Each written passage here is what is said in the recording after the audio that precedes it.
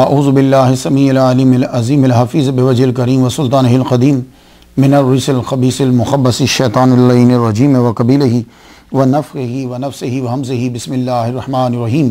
تمام نبیوں کے سردار حضرت محمد صلی اللہ علیہ وآلہ وسلم اور تمام مذاہب کے سردار دین اسلام کے پیروکاروں، سلام علیکم۔ خوش رہیے اور برکتیں آپ پر ہوں۔ صلاۃ و سلام حضور صلی اللہ علیہ وآلہ وسلم کی ذات پر، حضور صلی اللہ علیہ وآلہ وسلم کے ماں باپ پر اور آپ کی آل پر۔ سبحانک اللہم و بحمدک لا الہ الا انت واستغفرک و اتوب الیک۔ یہ اگر پڑھ لیں تو اللہ تعالیٰ کوئی کوتاہی ہو جائے تحریر و تقریر میں تو معاف فرما دیتا ہے۔ کوئی نبی، کوئی ولی، کوئی جن، کوئی پری اللہ کے برابر نہیں ہے، وہ واحد حقیقی ہے، اور محمد صلی اللہ علیہ وسلم اللہ کے آخری نبی ہیں۔ جو اللہ کے برابر کسی کو ٹھہرائے وہ مشرک، اور جو نبی کی توہین کرے وہ کافر۔ شیطان پہلا توحید پرست عابد و زاہد تھا جو نبی کی توہین کر کے کافر ہوا۔ اللہ تعالیٰ شرک سے بھی بچائے اور نبی کی توہین سے بھی محفوظ فرمائے، آمین۔ ایمان کیا ہے؟ عظیم سند کے ساتھ یہ عظیم اعلان ملاحظہ ہو۔ امام رضا علیہ السلام اپنے والد گرامی امام موسیٰ کاظم سے بیان کرتے ہیں، وہ اپنے والد گرامی امام جعفر صادق سے بیان کرتے ہیں، وہ اپنے والد گرامی امام محمد الباقر سے بیان کرتے ہیں، وہ اپنے والد گرامی امام زین العابدین سے بیان کرتے ہیں، وہ اپنے والد گرامی امام حسین سے بیان کرتے ہیں، وہ اپنے والد گرامی مولا علی شیر خدا رضی اللہ تعالیٰ عنہ سے بیان کرتے ہیں۔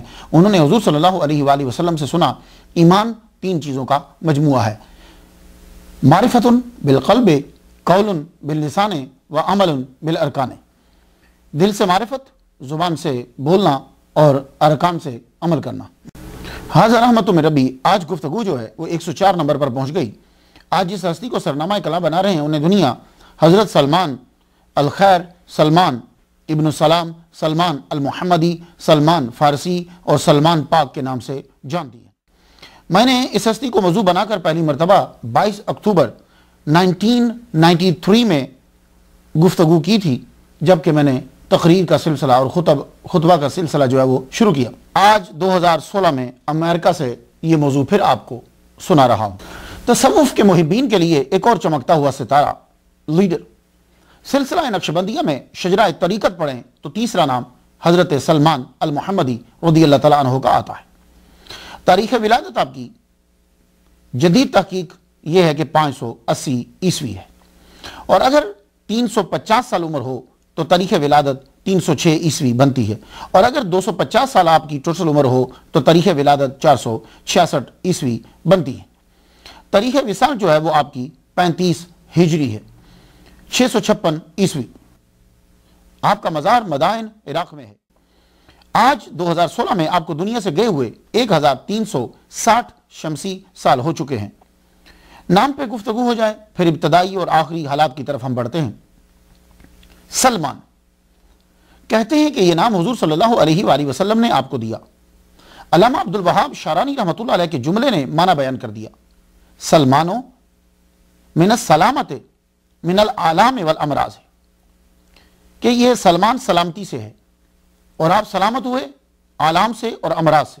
اسلام قبول کرنے کے بعد آپ عالام و امراض میں مبتلا نہ ہوئے، لیکن چونکہ آپ کی زندگی جو ہے وہ مجاہدانہ زندگی تھی، تو شہادت حکمی کا مرتبہ جو ہے وہ دینے کے لیے اللہ تعالیٰ نے آخر میں اس حال میں مبتلا کیا تاکہ آپ شہیدوں میں شامل ہو جائیں۔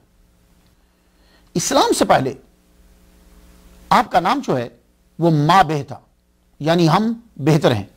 کچھ نے کہا کہ آپ کا نام روز بہ تھا، یعنی اچھے دنوں والا۔ سلمان الخیر، علامہ ابن اسیر اور حافظ ابن حجر اسقلانی نے یوں کہا: یقال لہ سلمان الخیر، سلمان طاہر بھی آپ کو کہا جاتا ہے۔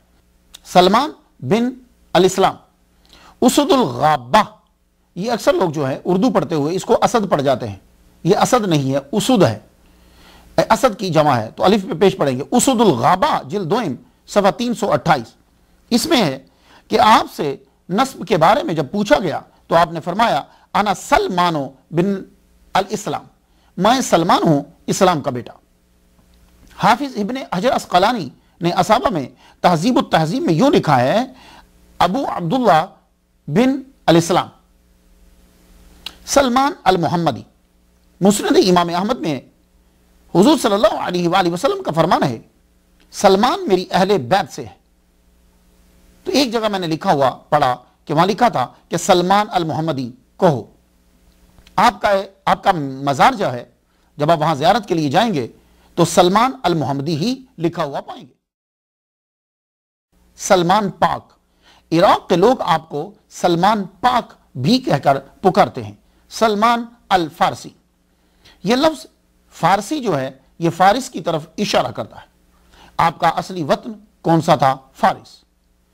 تو عربی میں اگر فارس کا ترجمہ آپ ڈھونڈنا چاہیں گے تو گھڑ سوار کو کہتے ہیں، فرس گھوڑے کو کہا جاتا ہے.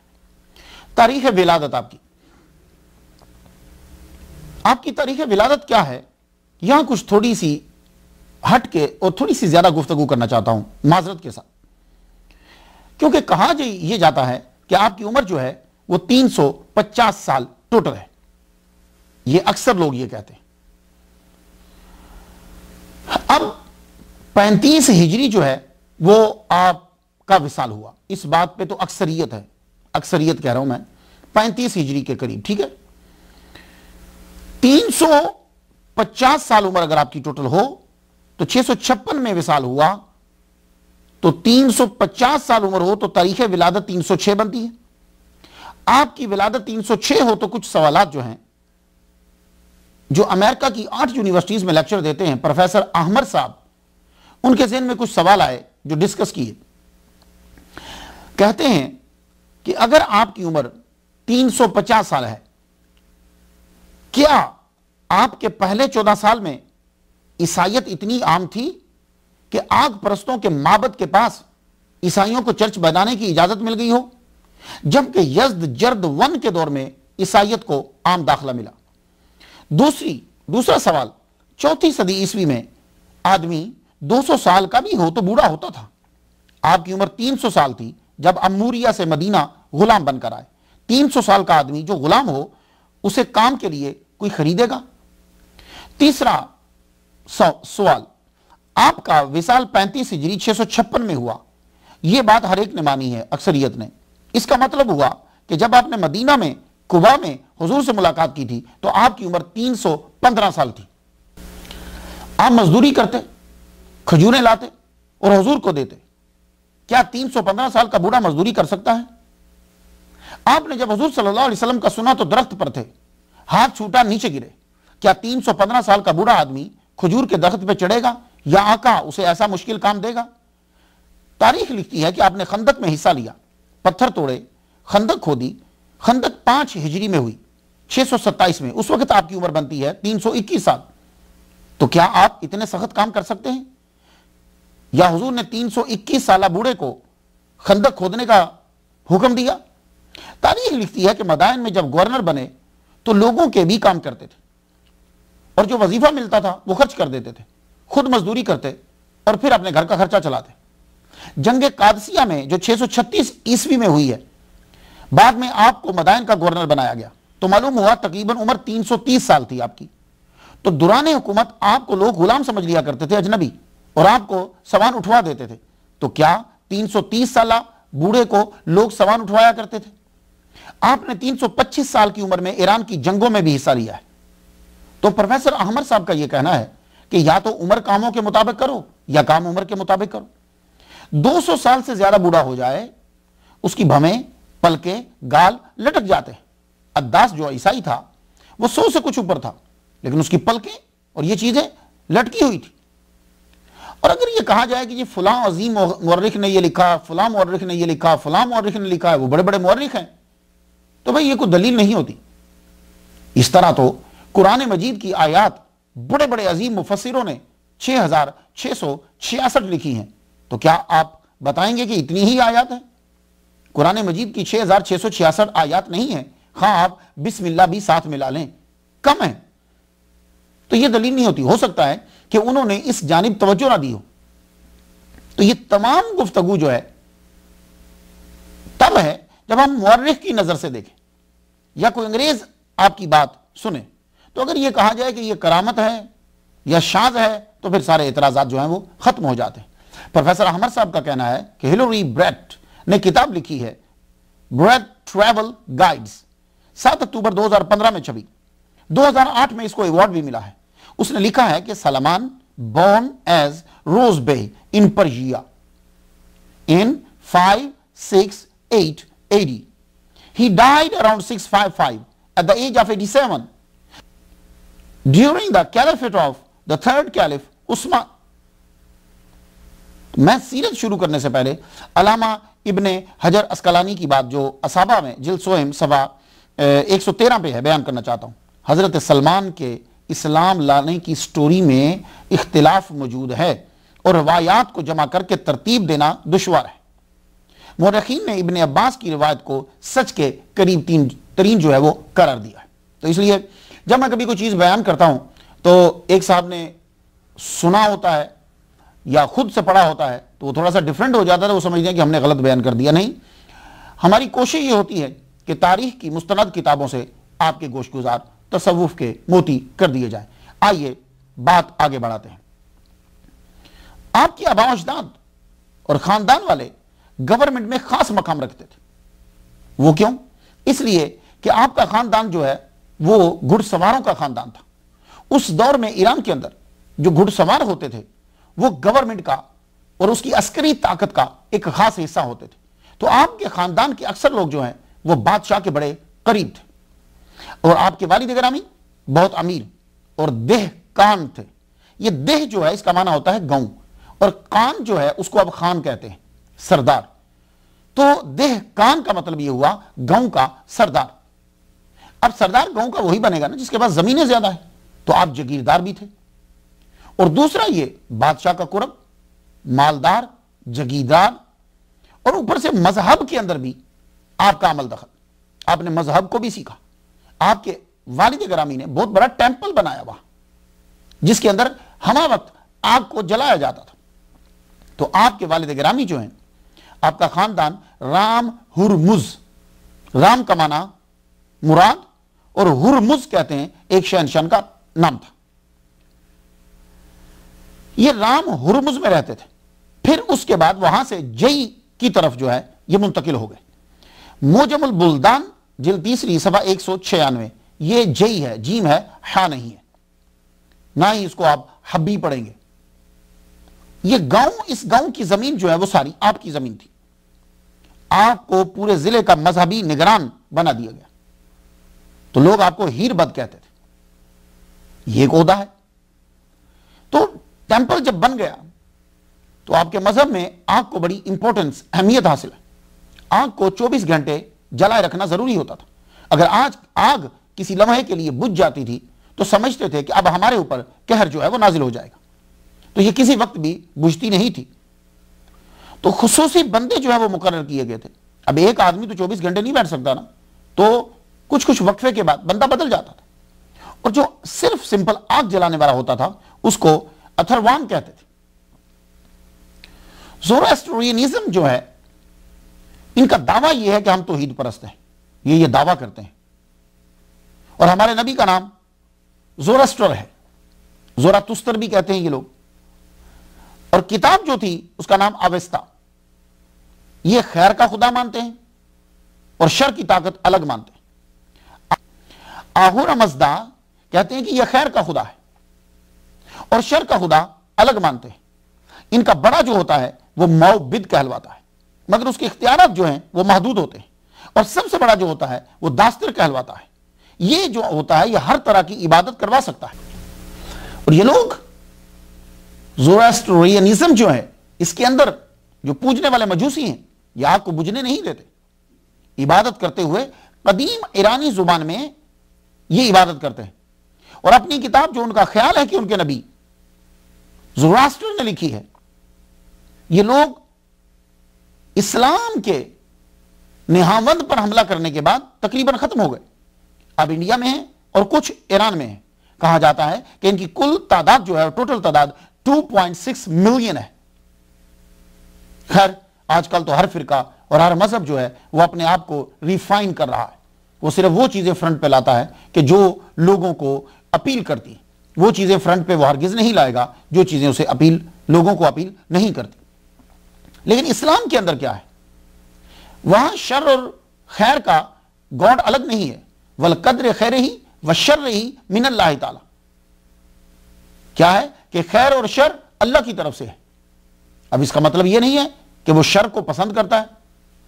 شر کو پسند نہیں کرتا وہ، لیکن خالق شر کا اور خیر کا وہ رب تعالیٰ ہی ہے، دو کوئی الگ الگ طاقتیں نہیں ہیں۔ اگر آپ دو الگ الگ طاقتوں کو تسلیم کریں گے تو جب کبھی شر غالب آ جائے گا تو پھر کیا کہو گے کہ رب تعالیٰ خیر جو ہے وہ مغلوب ہو گیا ہے؟ نہیں، اللہ تعالیٰ نے انسان کو پیدا کرنے کے بعد کہہ دیا اِنَّا هَدَيْنَاهُ السَّبِيلَ اِمَّا شَاكِرًا وَإِمَّا كَفُورًا، کہ بھائی ہم نے تو تمہیں دونوں رستے دکھا دیے ہیں، اب تیری مرضی ہے، شاکر بن یا کفور بن۔ تو اللہ تعالیٰ نے ساری چیزیں پیدا کر دی اور تم کو رستے دکھا کر اختیار دے کے چھوڑ دیا، اب جسے مرضی تو اختیار کر۔ یہ آنکھ کی بڑی تعظیم کرتے ہیں، اس کو سامنے رکھ کر یہ دعائیں مانگتے ہیں، یہ بات یاد رکھیے گا۔ اور ایک اور بات، یہ مردے کو صحرا میں چھوڑاتے ہیں، اس کو دفناتے نہیں۔ تو صحرا میں کیا ہوتا ہے پھر؟ ڈیزرٹ میں پرانے دور میں، کیونکہ جگہ کھلی ہوتی تھی، گدیں جانور آتے اور کھا جاتے۔ جہاں جگہ کم ہو جاتی ہے وہاں ایک مخصوص جگہ بنا لیتے ہیں یا کنویں کے اندر ڈال دیتے ہیں۔ یہ تھی زورواسٹرینزم۔ اس مذہب کے اندر آپ نے آنکھ کھولی،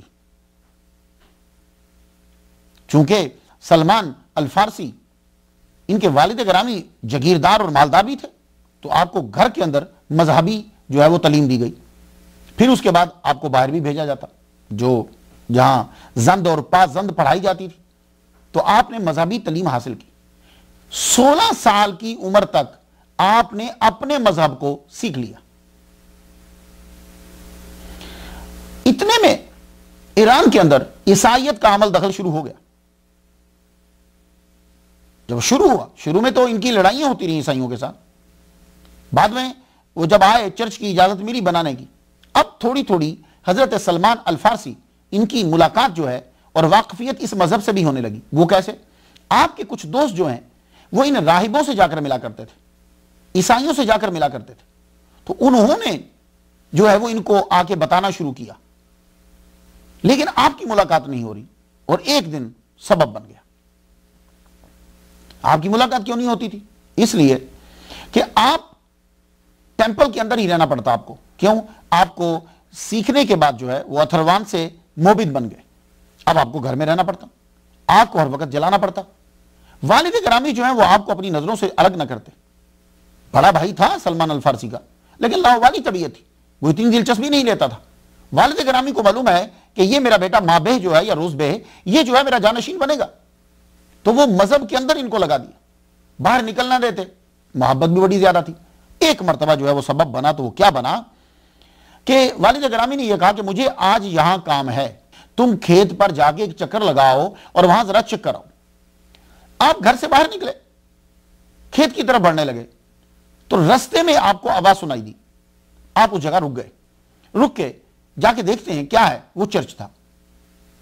وہاں عیسائی جو ہیں وہ عبادت کر رہے تھے اپنی۔ اس دور میں عیسائیت ہی سچا مذہب تھی، لیکن تبدیلی بہت آ چکی تھی اس میں۔ کوئی لوگ تھے جو راہب تھے، کچھ لوگ تھے جو سچے تھے اور توحید پرست تھے۔ ان کو آپ نے عبادت کرتے ہوئے دیکھا تو آپ رک گئے۔ بیٹھنا اور ان کا اٹھنا، کھڑے ہو کے دعائیں مانگنا آپ کو بڑا اچھا لگا، آپ ان کے قریب چلے گئے، قریب جا کے اپنا تعارف کروایا۔ جو ہی ان کو معلوم ہوا کہ یہ تو جاگیردار کا بیٹا ہے، سارے متوجہ ہوئے۔ آپ ان سے کویسچن کرتے، وہ آپ کو بتاتے، اپنی عبادات اور اپنے مذہب کے بارے میں جب بتانے لگے، آپ کو ان کا مذہب جو ہے وہ اپنے مذہب سے زیادہ اچھا لگا، ان کا طریقہ عبادت آپ کو زیادہ اچھا لگا۔ آپ ان کے طریقہ عبادت کو سیکھنے میں اور دیکھنے میں اتنی دیر کھڑے رہے کہ سورج جو ہے وہ کھڑا نہ رہ سکا، سورج مغرب کی طرف چلا گیا۔ اور جو ہی مغرب کی طرف گیا تو اب آپ کو پتا چلا دیر تو بہت ہوگی، اب آپ واپس آئے۔ جب گھر واپس پہنچے تو سورج ڈوب چکا تھا، رات ہو چکی تھی۔ گھر پہنچے تو گھر جہاں بندے اکٹھے ہیں فیملی کے، ان کے ساتھ حیرانی و پریشانی بھی کھڑی ہے، سب پریشان۔ اب جب وہاں پہنچے، والد گرامی تیزی سے لپ کے آپ کی طرف، جانے پہ در، اتنی دیر کدھر، ہم پریشان، تمہاری والدہ حیران، جن لے گیا کہ انسان ہر جگہ تلاش کیا، آپ کہاں تھے؟ عرض کرنے لگے پدر میں زمینوں پہ گیا ہی نہیں۔ تو پھر کہاں گئے؟ رستے میں مجھے چند لوگ ملے، وہ عیسائی مذہب کے جو ہیں وہ پیروکار تھے، میں ان کی عبادت دیکھنے لگ گیا، تو بس رات ہو گئی۔ والد گرامی اور یہ جتنے مجوسی یہ لوگ تھے، انہیں تو بڑی سخت نفرت تھی عیسائیوں کے ساتھ۔ کیوں؟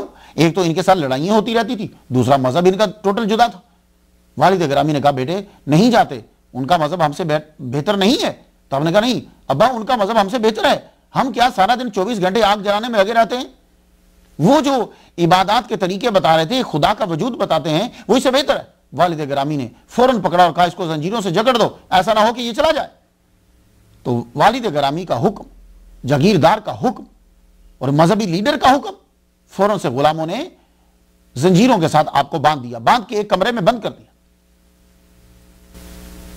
1-2 دن کے بعد آپ کو کچھ تھوڑی سی آسانی ہوئی کہ آپ کمرے سے باہر آتے، لیکن زنجیریں نہیں کھلی اور وہ آگ کے پاس بیٹھے۔ وہی جو لڑکے جن کے ذریعے سے آپ کو عیسائیت سے واقفیت ہوئی تھی، ایک دن ٹیمپل میں آ گئے، آ کے بتانے لگے۔ ہم نے کہا تم یوں کرو، ان لوگوں کو جا کے میرا بتا دو کہ میرے باپ نے مجھے قید کر دیا ہے۔ تو انہوں نے مجھے بتایا تھا کہ شام میں ان کی تعلیم کا، سیریا میں ان کی تعلیم کا مرکز ہے، تو ان سے جا کے کہنا کہ اگر شام سے، سیریا سے تمہارا کوئی قافلہ آئے یا جا رہا ہو تو مجھے کسی طرح ضرور خبر دے دینا۔ یہ پیغام ان تک پہنچ گیا، مگر رب کو کچھ اور ہی منظور تھا۔ آپ زنجیروں میں جکڑے ہوئے وہاں پڑے رہتے، آپ کے والد گرامی بیمار ہوئے اور ان کا وصال ہو گیا۔ باپ جو ہے وہ باپ کی جگہ پہ بڑا بیٹا جانشین بنا۔ جانشین بننے کے بعد آپ کی زنجیروں کو جو ہے کچھ توڑ دی گئی، کھول دی گئی۔ اب ذرا ظاہر ہے کہ اب ماں ہے، بڑا بھائی ہے، اس کو کوئی اتنی غرض نہیں، کھولا گیا آپ کو۔ آپ والد کا جو سلسلہ ان کے نزدیک ہے، آپ کو میں نے ابھی بتایا کہ یہ لوگ اپنے مردے کی لاش کو دفناتے نہیں ہیں، اسے اٹھا کر صحرا میں پھینک آتے ہیں اور وہاں وہ گدھیں اور جانور کھا لیتے ہیں۔ تو والد کا جب مسئلہ حل ہو گیا، اب آپ نے والدہ ماجدہ کے سامنے اظہار کیا کہ میں عیسائیت کو اختیار کرنا چاہتا ہوں۔ والدہ نے، باقی نے بڑا زور لگایا۔ بھائی کو تو اس سے کوئی غرض نہیں تھی، لاؤ بالی طبیعت ہے ان کی، ان کو اس سے کوئی غرض نہیں، لیکن آپ کی ضد کے سامنے سب بے بس ہو گئے، چپ کر گئے۔ آپ انتظار کرنے لگے ان کے پیام کا کہ کب پیام آئے کہ شام سے کوئی تجار آئے ہیں۔ تو پیام آ گیا، وہی لڑکے پیام لے کر آئے، کہنے لگے کہ ہمیں اطلاع دی گئی ہے کہ شام سے تاجر آئے ہیں اور وہ واپس جا رہے ہیں، اب تم جانا چاہتے ہو تو تم ان کے ساتھ جا سکتے ہو۔ تو آپ نے اجازت لی، والد تو چلے گئے دنیا سے، اپنا سب کچھ اپنے بھائی کو سونپا، کہا یہ تم لو، میں اب چلتا ہوں۔ آپ گھر سے چلے گئے۔ کئی دنوں کی مسافت کے بعد آپ سیریا پہنچ گئے۔ وہاں پہنچ کر بڑے پادری کا پوچھا، بڑے پادری کے پاس سیدھا چرچ میں گئے، انہیں رام ہرمز جئی کے عیسائیوں سے ملاقات سنائی اور بتلایا میں آپ کا دین سیکھنا چاہتا ہوں اور آپ کی خدمت کروں گا، میں چرچ کی صفائی کروں گا، میں کام کروں گا، مجھے یہاں رکھ لیجیے۔ پادری نے رکھ لی، ٹھیک ہے رہو۔ تو وہ اسقف کے پاس آپ رہنے لگے۔ اس کا تلفظ جو ہے وہ کیا ہے؟ اسقفہ بھی کہتے ہیں، اسقفہ بھی کہتے ہیں، اسقف بھی پڑھتے ہیں اور اسقف بھی پڑھتے ہیں۔ اس کی جمع اساقف آتی ہے۔ یہ رتبۃ دینیۃ لرجال الکنیسہ فوق القسیس و دون المتران۔ اس کو متران کو متران بھی پڑھتے ہیں، متران بھی پڑھتے ہیں، متران بھی پڑھتے ہیں۔ متران جو ہے یہ بطر یرک سے چھوٹا ہوتا ہے۔ تو اس دور کے اندر عیسائیوں کے ہاں جو عہدے ہوتے تھے وہ اس ترتیب سے تھے، پہلے کو قسیس بولتے تھے، دوسرے کو اسقف بولتے تھے، اس سے بڑا متران ہوتا تھا، سب سے بڑا جو ہے بطر یرک ہوتا تھا، یہ عہدے تھے۔ تو آپ کی ملاقات جو ہے وہ اسقف سے ہوئی، تو آپ اس کی خدمت میں لگے رہتے۔ یہ آپ کو تھوڑا تھوڑا وہ جو عبرانی اور سریانی زبانوں کے اندر جو کتابیں ان کی کتب تھیں وہ آپ کو سکھاتے تھے اور آپ ان سے سیکھتے۔ آپ نے اسے سیکھا لیکن تعلیم مکمل نہیں ہوئی، اس کا انتقال ہو گیا۔ جب انتقال ہوا، یہ شخص انتہائی بد عمل تھا، لوگوں سے یہ کہا کرتا تھا کہ تم خیرات کرو۔ لوگ خیرات کرتے، صدقات دیتے، یہ ان سے لے کر خود آگے خیرات نہیں کرتا تھا۔ کیا کرتا تھا؟ اسے جمع کر لیتا۔ جب یہ مرا تو حضرت سلمان الفارسی رضی اللہ تعالیٰ انہوں نے یہ کہا کہ بھائی یہ شخص جس کو تم بہت بڑا مانتے ہو یہ تو بد عمل تھا۔ کہنے لگے تم کیسے کہہ سکتے ہو؟ کہا یہ تو بڑے، اس نے تو 7 مٹکے جو ہیں جو تم نے خیرات و صدقات کے دراہم و دنانیر دیے تھے وہ تو اس نے 7 مٹکے بھرے ہوئے ہیں، آؤ میں تمہیں دکھاتا ہوں۔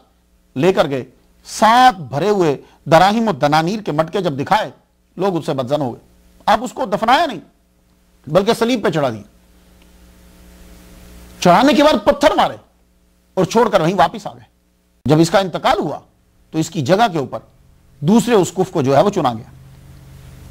یہ سلمان المحمدی کہتے ہیں کہ یہ آدمی بڑا اچھا تھا، عبادت بھی، خود بھی عبادت کرتا تھا، لوگوں کو کہتا تھا تو خود بھی کرتا تھا، خیرات جو آتی تھی، جو مال آتا تھا سب غریبوں میں بانٹ دیتا تھا۔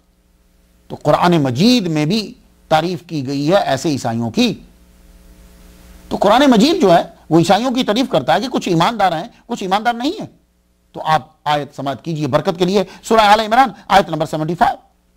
وَمِنْ أَهْلِ الْكِتَابِ مَنْ إِنْ تَأْمَنْهُ بِقِنْطَارٍ يُؤَدِّهِ إِلَيْكَ وَمِنْهُمْ مَنْ إِنْ تَأْمَنْهُ بِدِينَارٍ لَا يُؤَدِّهِ إِلَيْكَ إِلَّا مَا دُمْتَ عَلَيْهِ قَائِمًا۔ یعنی اہل کتاب، یہ عیسائی اور یہودی کچھ ایسے ہیں کہ اگر تم ان کے پاس خزانہ رکھ دو بطور امانت تو وہ لٹا دیں گے، اور کچھ ایسے بھی ہیں کہ تم 1 دینار رکھو، 1 دینار، پورا خزانہ نہیں، ڈھیر نہیں، 1 دینار رکھو تو وہ بھی تمہیں نہیں پلٹائیں گے، ہاں سر کے اوپر کھڑے رہو تو۔ یہ اسقف اچھا تھا، خوف خدا رکھتا تھا، آپ کو بھی اس سے دلی محبت ہو گئی، آپ نے اس سے بہت کچھ سیکھا، لیکن یہ بھی بیمار ہو گیا اور لگا کہ اب اس بیماری سے واپس نہیں آئے گا، آگے چلا جائے گا۔ تو آپ روتے ہوئے کہنے لگے کہ میں تو اتنی دور سے سب فیملی چھوڑ کر آ گیا یہ عیسائیت کو سیکھنے کے لیے، اب میں کہاں جاؤں؟ مجھے بتائیے کہ میں کس سے تعلیم حاصل کروں؟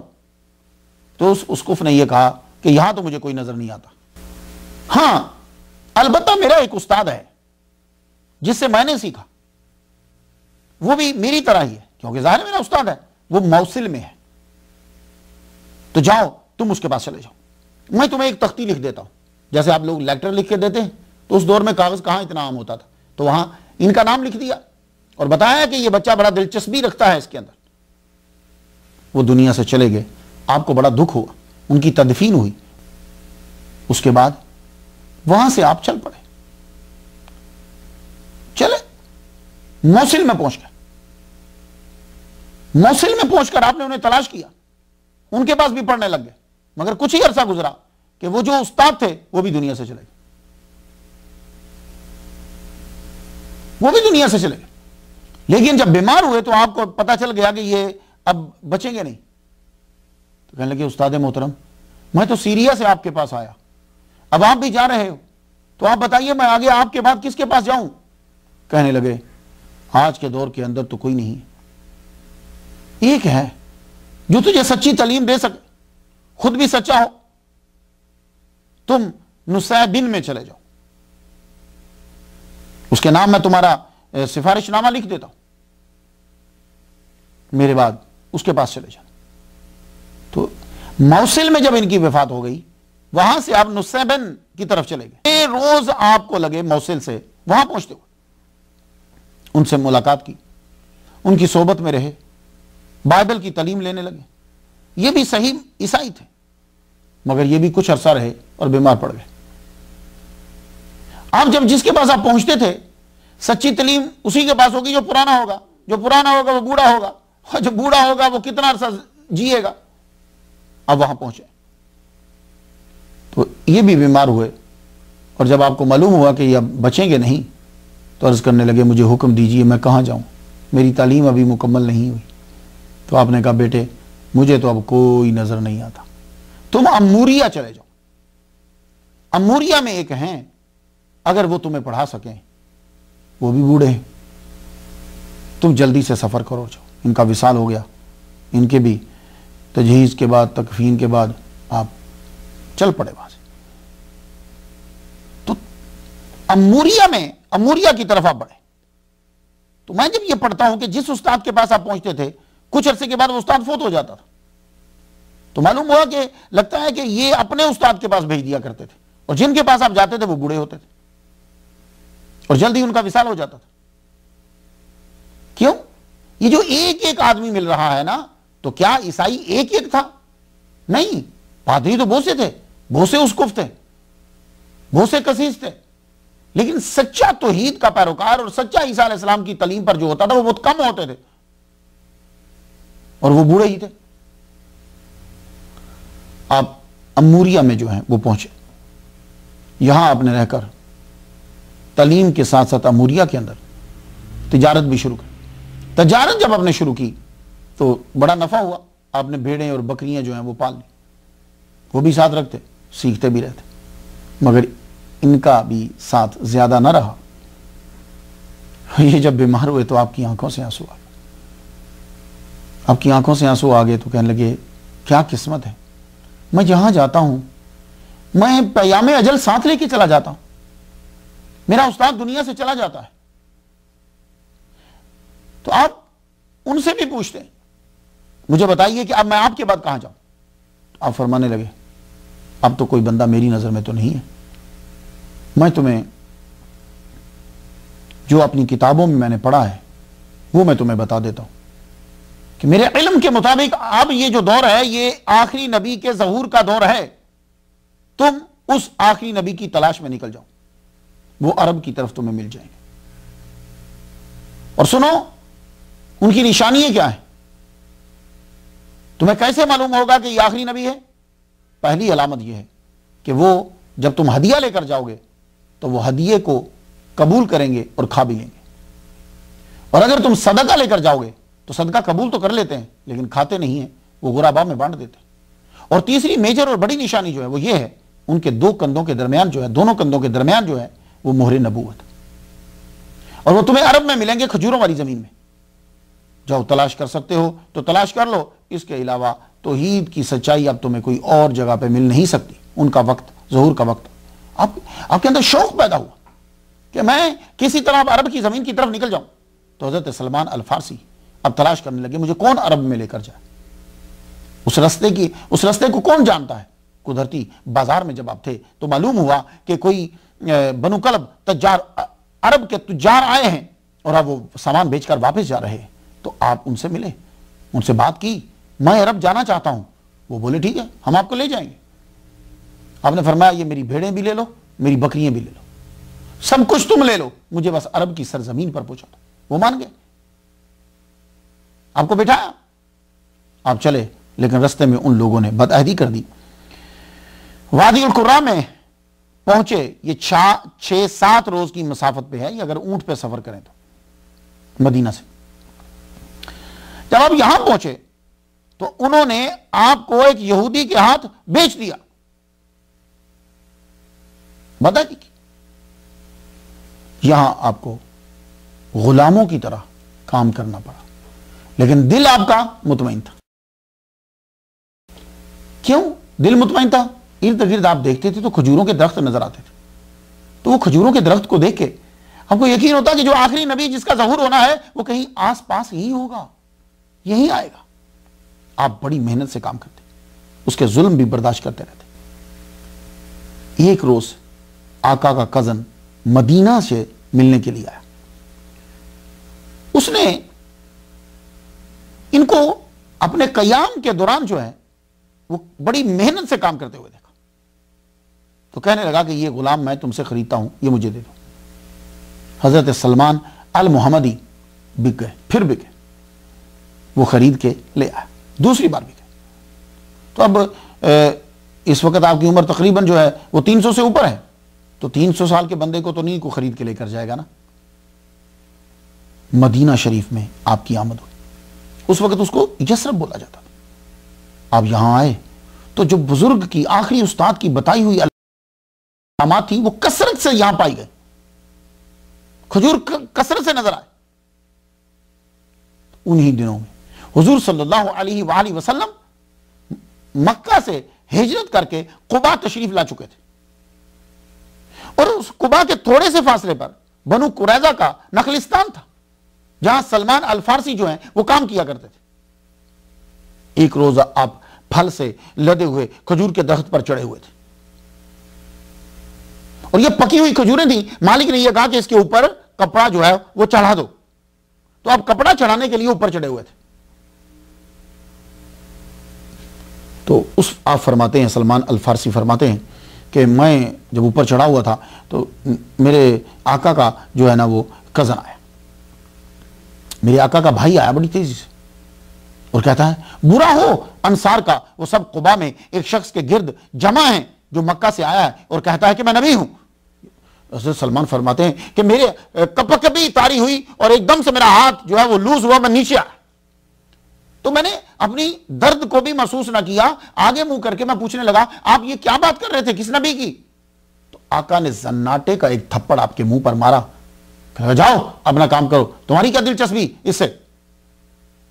میں ویسے ہی پوچھ رہا تھا، آپ بات کر رہے تھے، لیکن یہ تو آپ سن چکے تھے کہ وہ قباء میں تشریف لائے ہیں اور قباء جو ہے وہ آپ کے باغ سے قریب ہی تھا۔ شام ہوئی، گھر جانے کے بجائے آپ نے کچھ سوکھی کچھ تر کھجوریں، وہی تو اویلیبل تھی نا، وہ لے کر آپ سیدھا تلاش کرتے ہوئے حضور صلی اللہ علیہ وآلہ وسلم کی جگہ پر، مقام پر پہنچ گئے۔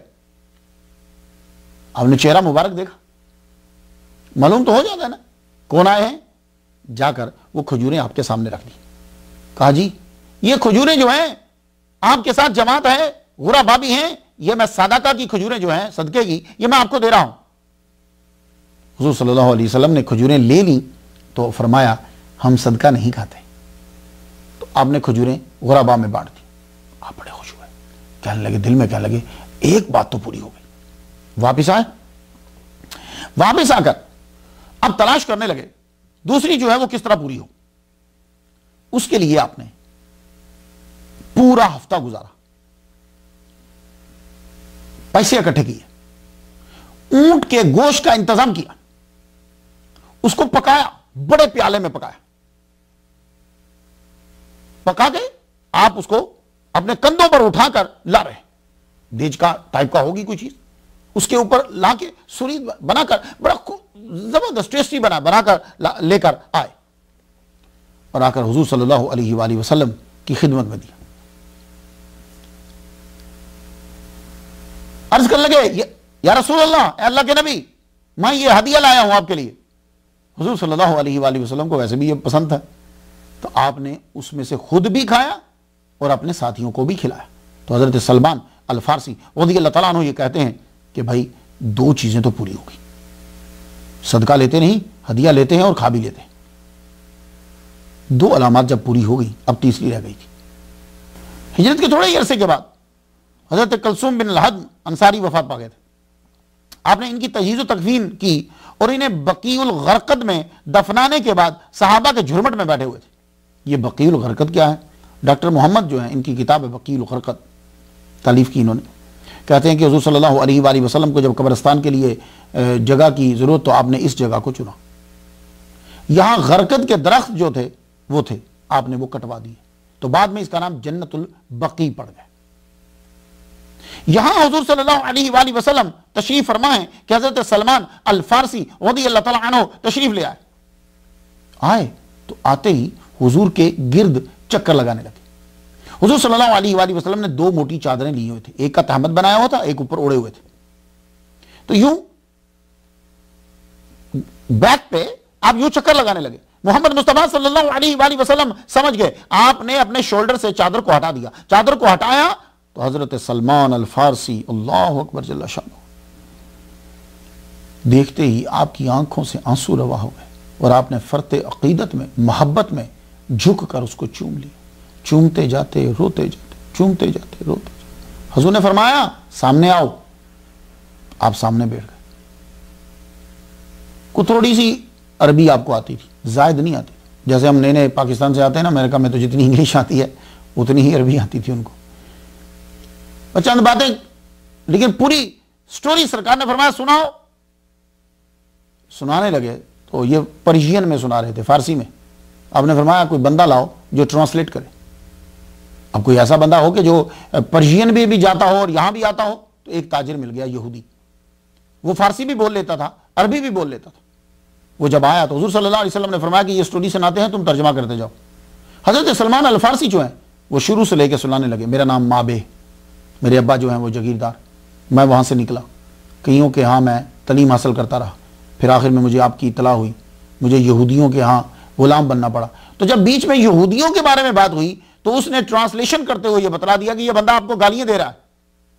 حضور صلی اللہ علیہ وآلہ وسلم نے یوں ہاتھ رکھا، فرمایا ابھی آپ نے سوچنا شروع ہی کیا کہ جبریل علیہ السلام تشریف لے آئے۔ جبریل علیہ السلام تشریف لائے، انہوں نے آتے ہی پوری سٹوری حضور صلی اللہ علیہ وآلہ وسلم کو سنا دی۔ اب جو ہی وہ یہودی چپ ہوا، حضور صلی اللہ علیہ وآلہ وسلم نے حضرت سلمان الفارسی کی پوری سٹوری جو ہے وہ آپ نے عربی میں ان کو سنا دی کہ ان کے ساتھ یہ ہوا۔ یہودی کہنے لگا تو آپ کو اگر فارسی آتی تو پھر آپ نے مجھے ٹرانسلیٹر کیوں رکھا؟ حضور صلی اللہ علیہ وسلم نے فرمایا مجھے ابھی جبریل علیہ السلام نے ان کی سٹوری آ کر بتلائی کہ تو بیچ میں غلط ترجمہ کر رہا ہے، اصل سٹوری جو ہے وہ اس طرح ہے، تم نے جو ترجمہ کیا وہ اس کا ترجمہ نہیں ہے۔ اللہ اکبر جل شانہ، محمد مصطفیٰ صلی اللہ علیہ وآلہ وسلم کا یہ سٹوری کا ترجمہ بتلانا یہودی پر اتنا اثر کر گیا، کہنے لگا یا رسول اللہ آپ اللہ کے سچے نبی ہو، میں پہلے آپ کے بارے میں غلط نظریہ رکھتا تھا، لیکن آج آپ نے جو اس پرشین کی پوری ٹرانسلیشن کر کر سنا دی، میں سمجھ گیا آپ اللہ کے سچے نبی ہو۔ تو اس یہودی نے محفل میں کلمہ پڑھا۔ تو اسی محفل کے اندر حضرت سلمان الفارسی رضی اللہ تعالیٰ عنہ آپ نے بھی کلمہ شہادت جو ہے وہ محمد مصطفیٰ صلی اللہ علیہ وسلم کے سامنے پڑھا۔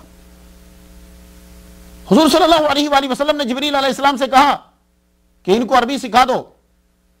کہنے لگے یا رسول اللہ انہیں کہیے کہ آنکھیں بند کریں اور منہ کھولیں اور آپ اپنا لعاب دہن ان کے منہ میں ڈال دیجئے۔ حضرت سلمان فارسی رضی اللہ تعالیٰ عنہ حضور صلی اللہ علیہ وآلہ وسلم کے سامنے بیٹھے ہیں، آنکھیں بند کی، منہ کھول دیا، حضور نے اپنا لعاب دہن ڈالا۔ تھوڑی دیر کے بعد جبریل علیہ السلام نے کہا ان سے کہیے آنکھیں کھول لیجیے۔ آنکھیں کھولی تو حضرت سلمان المحمدی رضی اللہ تعالیٰ عنہ بہترین عربی زبان بولتے تھے۔ یہی وجہ ہے کہ عربوں کو بھی یہ کہنا پڑا کہ جب سلمان الفارسی عربی زبان بولتے تھے فصیح و بلیغ گفتگو کرتے تھے اور کوئی غلطی آپ کی عربی میں نہیں ہوتی تھی۔ غلطی کیسے ہو؟ نبی کا لعاب دہن لگا ہوا ہے۔ اللہ اکبر جل شانہ۔ تو سلمان فارسی کا نام سلمان جو ہے وہ رکھ دیا گیا، ماں بے تھا جو بھی پکارا جاتا تھا اب سلمان۔ قصہ مختصر، آپ نے بہت تکالیف اٹھائیں حضور تک پہنچنے کے لیے۔ علامہ ابن اسیر نے اسد الغابہ جلد دوم صفحہ 330 پہ لکھا ہے کہ آپ کی کسی حواری سے ملاقات نہیں ہوئی۔ یہ جو 350 سال یا 400 سال عمر ہے، لگتا ہے کہ یہ اس لائن کی وجہ سے مورخین کو پرابلم ہو گئی کہ شاید آپ کی ملاقات، کسی نے تو حواری بھی لکھا ہوا ہے، حواری ہیں یا حواری سے ملاقات ہوئی ہے، تو علامہ ابن اسیر نے بات ختم کر دی، کہنے لگے کہ آپ کی کسی حواری سے ملاقات نہیں ہوئی۔ اسلام لانے کے بعد آپ کی زندگی کیا ہے؟ یہ ہے وہ حصہ جو تصوف کے محبین کے لیے، نقشبندیوں کے لیے زیادہ دلچسپی کا باعث ہے۔ ایک وجہ تو یہ ہے کہ حضور صلی اللہ علیہ وآلہ وسلم نے فرمایا، حدیث کو بیان کرنے والے انس بن مالک رضی اللہ تعالیٰ عنہ ہے، حدیث ترمذی کی ہے اور نمبر اس کا 3732 ہے۔ ان الجنت لتشتاق الى ثلاثه علی و عمار و سلمان، جنت مشتاق ہے تین بندوں کی طرف، حضرت علی کی طرف، حضرت عمار کی طرف، حضرت سلمان کی طرف۔ ہم لوگ مشتاق ہیں جنت کے، جنت میں جائیں، جنت ملے، جنت ملے، جنت ملے۔ تو جنت جو ہے وہ مشتاق ہے تین بندوں کی، حضرت علی کی، حضرت عمار کی اور حضرت سلمان کی۔ اس لیے بھی ہمیں ان کا ذکر کرنا چاہیے۔ حضور صلی اللہ علیہ وسلم نے فرمایا، حدیث ترمذی میں ہے اور نمبر اس کا 145 ہے، برادہ اپنے باپ سے روایت کرتے ہیں کہ حضور صلی اللہ علیہ وسلم نے فرمایا، ان اللہ امرنی یحب اربعۃ واخبرنی یحبهم قیل یا رسول اللہ من هم علی منهم ذلك ثلاثا وابو ذر وسلمان والمقداد۔ یہ ترمذی کی جو حدیث ہے، حضور فرمانے کہ اللہ تعالیٰ نے مجھے حکم دیا ہے کہ چار سے میں محبت کروں، اور یہ بھی مجھے بتلایا ہے کہ اللہ بھی ان سے پیار کرتا ہے۔ عرض کی گئی یا رسول اللہ وہ کون ہیں؟ ان میں سے پہلے علی ہیں، تین مرتبہ حضرت علی کا نام لیا اور کہا ابو ذر ہے، سلمان ہے اور مقداد ہے۔ تو آپ لوگ بھی ان سے محبت کرو۔ حضرت سلمان فارسی سے محبت کرنے کا حکم دیا گیا حضور کو، اللہ محبت کرتا ہے، آپ بھی محبت کریے، اور محبت یہی ہے کہ ان کا ذکر سنیں اور سنائیں۔ حضرت سلمان، صہیب رومی اور حضرت بلال کو ناراض کرنا اللہ کو ناراض کرنا ہے۔ حدیث جو ہے یہ مسلم شریف میں 6289 ہے۔ عائز بن عمر بیان کرتے ہیں، حضرت سلمان المحمدی، حضرت صہیب، حضرت بلال چند لوگوں میں بیٹھے ہوئے تھے کہ ابو سفیان آئے، ابھی انہوں نے اسلام قبول نہیں کیا تھا۔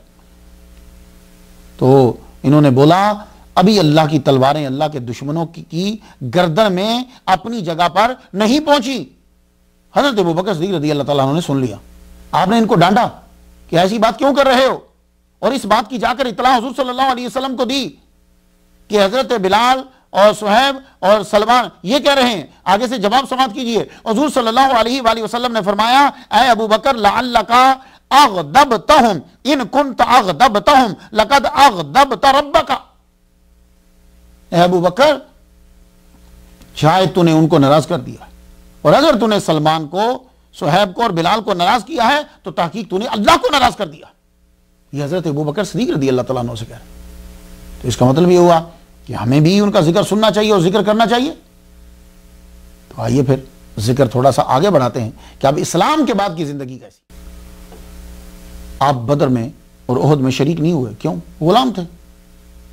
اب آقا جیسا کہے گا ویسے ہی کرنا پڑے گا۔ حضور صلی اللہ علیہ وآلہ وسلم سے اگر آپ نے یہ شکایت کی، یا رسول اللہ کیا کروں، میں زیادہ وقت آپ کے ساتھ گزار نہیں سکتا، جو ٹائم بچتا ہے میرے آرام کا، آرام میں سے نکال کے میں آپ کی طرف آتا ہوں، میں سیکھنا چاہتا ہوں۔ تو آپ نے فرمایا جاؤ اپنے مالک سے بات کرو کہ وہ تمہیں کس قیمت پر آزاد کرتا ہے۔ جا کے بات کی گئی، تو جب ڈیمانڈ بڑھ جاتی ہے اور چیز کم ہوتی ہے تو پھر پرائس بڑھ جاتی ہے۔ اکنامکس کا یہی تو اصول ہے نا۔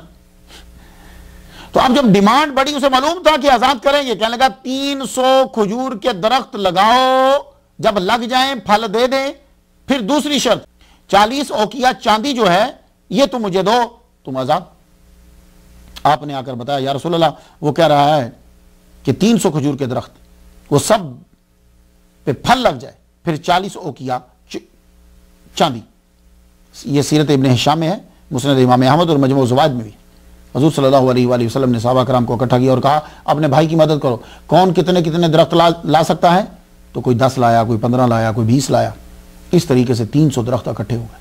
حضور صلی اللہ علیہ وآلہ وسلم نے فرمایا سلمان المحمدی سے، جاؤ اب جا کر تم کیا کرو کہ تم گڑھے کھودو اور ساتھی بھی ساتھ لے لو، تو جب تم 300 گڑھے کھود لو تو میں اپنے ہاتھ سے یہ 300 درخت لگاؤں گا اور کوئی ہاتھ نہ لگائے۔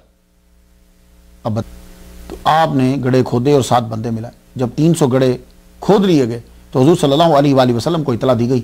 حضور صلی اللہ علیہ وسلم تشریف لائے، آپ اپنے ہاتھ مبارک سے کھجور کا درخت لیتے اور اس کو لگاتے۔ مکمل آپ نے 299 درخت لگا دیے، ایک درخت کسی اور نے لگا دیا تھا، حضرت عمر نے یا حضرت سلمان نے خود۔ آپ نے اس درخت کو پھر سے اکھڑوایا، اپنا لعاب دہن جو ہے وہ نیچے ڈالا، پھر اس کے اوپر جو ہے وہ درخت لگا دیا۔ 300 کے 300 درخت جو ہیں وہ 1 سال کے اندر پھل لے آئے۔ اللہ اکبر جل شانہ۔ یہ میرے نبی کا معجزہ، 300 کے 300 درخت۔ کہتے ہیں کہ جبکہ ایسے درختوں کو، یہ جو درخت ہیں جو حضور صلی اللہ علیہ وآلہ وسلم نے اپنے ہاتھ سے لگائے تھے، علامہ سید منظور شاہ سائیوال کے ہیں، اپنی کتاب مدینہ الرسول صفحہ 309 پہ لکھتے ہیں کہ حضور نے جو درخت لگائے تھے 1975 تک، 1975 تک ان میں سے 2 درخت وہاں لگے ہوئے تھے۔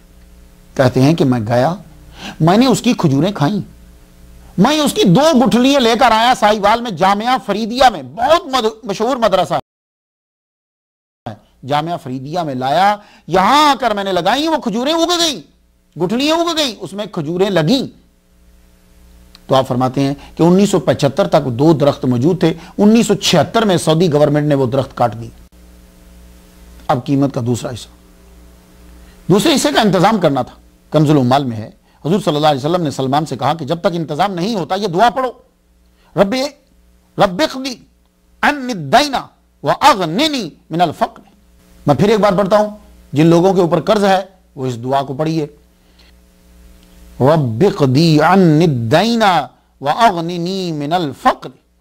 حضور صلی اللہ علیہ وسلم نے فرمایا کہ یہ دعا تم پڑھتے رہو۔ اللہ تعالیٰ نے کہیں سے انتظام پیدا کر دیا، حضور کے پاس کچھ سونا آیا انڈے کی شکل کا۔ حضور صلی اللہ علیہ وآلہ وسلم نے کہا بلاؤ سلمان کو، بلاؤ۔ بلایا گیا، میرے نبی صلی اللہ علیہ وسلم نے فرمایا وہ کتنا ہے جو چاندی تمہیں دینا ہے؟ 40 اوقیہ۔ 30 اوقیہ چاندی کا مطلب ہوا 100 تولہ چاندی۔ 100 तोला चांदी का मतलब हुआ इज इक्वल टू 15 तोला सोना। 15 तोला सोना दे दो, 100 तोले चांदी दे दो। अब आपके पास सोना था तो आपने कहा सलमान जाओ ये सोना, इसकी डली दे दो और खुद आजाद हो जाओ। आपने जब देखा तो कहने लगे या रसूल अल्लाह, ये दिखने में 15 तोला लग नहीं रहा। आपने फरमाया इसे छोड़ो, बस तुम इसको मिजान पे रखवा दो उसके सामने, और वो भी यही कहेगा कि ये दिखने में लग नहीं रहा। उसे कहो तू दिखने को छोड़, तू तराजू लेकर आ और तू इसको तोल। तो 40 औकिया चांदी, 100 तोला चांदी और 15 तोला सोना। ये सोना 15 तोला जब बन जाता है तो बस तुझे काफी है, तू वजन कर। मोहम्मद मुस्तफा सल्लल्लाहु अलैहि वसल्लम ने अपना लुआबे दहान उसके ऊपर, उस डली पर लगा दिया। फरमा लगे जाओ इसे ले जाओ। तो लेके जब गए, अल्लाह अकबर जल्ल शानुहु, जब उसे तोला तो सब हैरान रह गए। बराबर में 15 तोला रखा, बराबर में उसे रखा, और ये जो है झुका ही हुआ था, झुका ही हुआ था। मेरे नबी के लुआबे दहान ने उसको भारी कर दी। हजरत सलमान अल मोहम्मदी आजाद हो गए। आपकी आजादी के बाद अंसार कहने लगे ये अंसारी हैं, क्योंकि ये मदीना में रहते थे, हिजरत नहीं की मक्का से। मक्का कहने लगे नहीं, ये मुहाजिर हैं, इसलिए कि ये फारिस से आए हैं, मदीना में इनके आबाओ अजदाद नहीं है। झगड़ा जब हुआ तो मेरे नबी मोहम्मद मुस्तफ़ा सल्लल्लाहु अलैहि वसल्लम ने फैसला फरमा दिया, ये कहकर सुनो, सलमान मिन्ना अहल बैत। ये तो सलमान जो है ये हमारी अहले बैत से है। मुहीउद्दीन इब्ने अरबी ने तो इसकी तशरीह करते हुए कमाल कर दिया। कहने लगे सुनो, इस जुमले से, इस हदीस से आपकी तहारत, खुदाई हिफाजत और इस्मत की गवाही मिलती है इससे, इसीलिए सलमान अत्ताहिर कहा जाता है। क्यों? आप अहले बैत में भी शामिल हो गए, अहले बैत में शामिल हुए, तो सलमान अत्ताहिर, सलमान पाक, ये बहुत बड़े एजाज की बात है। मोहम्मद मुस्तफ़ा सल्लल्लाहु अलैहि वसल्लम ने जो लोग मुहाजिर थे उनको लोकल में से किसी एक को लेकर भाई भाई बना दिया था। तो चूंकि हजरत सलमान अल फारसी भी मदीना के तो थे नहीं, आए तो बाहर ही से थे, आपको हजरत अबू दरदा रज़ी अल्लाह तआला अन्हु का भाई बना दिया। तो अबू दरदा के साथ जो रिश्ता मेरे नबी ने मुकर्रर किया, आपने फिर जिंदगी के दम तक उसको निभाया। अबू दरदा का, उनकी फैमिली का बड़ा ख्याल रखते थे, मगर आपने रिहाइश आपने असहाबे सुफ़ा के साथ इख्तियार कर ली। जिन लोगों के जो सिंगल होते थे वो यहीं रहते थे, जब शादी हो जाती तो कोई ना कोई खैमा बना लेते या किसी मकान में चले जाते थे। आप भी इन्हीं के साथ रहने लगे। मैं असहाबे सुफ़ा की तफसील जो है वो डिटेल 102 नंबर स्टोरी में बयान कर चुका हूं, आप वहां सुन सकते हैं। हजरत अबू हुरैरा का टाइटल जो बनाया था, आप वहां रहकर अहादीस और इस्लाम हुजूर सल्लल्लाहु अलैहि वसल्लम से सीखने लगे। जल्दी ज़हीन तलबा में शुमार होने लगे। क्यों भाई? ज़हीन इसलिए है कि आपने जंद पा जंद पढ़ी है, फारसी के माहिर, और सिर्फ जुबान के नहीं, मजहब के माहिर। उसके बाद आपने तौरात ज़बूर भी पढ़ी है, और उस दौर के अंदर वो इब्रानी और सुरियानी जुबान में होती थी, तो आप ईसाइयत के भी माहिर और उन जुबानों के भी माहिर। और अब जिब्रील अलैहिस्सलाम ने आपको अरबी सिखाई, आप अरबी के भी माहिर, और हुजूर से मजहबी सीख रहे हैं। अल्लाह अकबर जल्ल शानो, ये आपको एजाज हासिल है।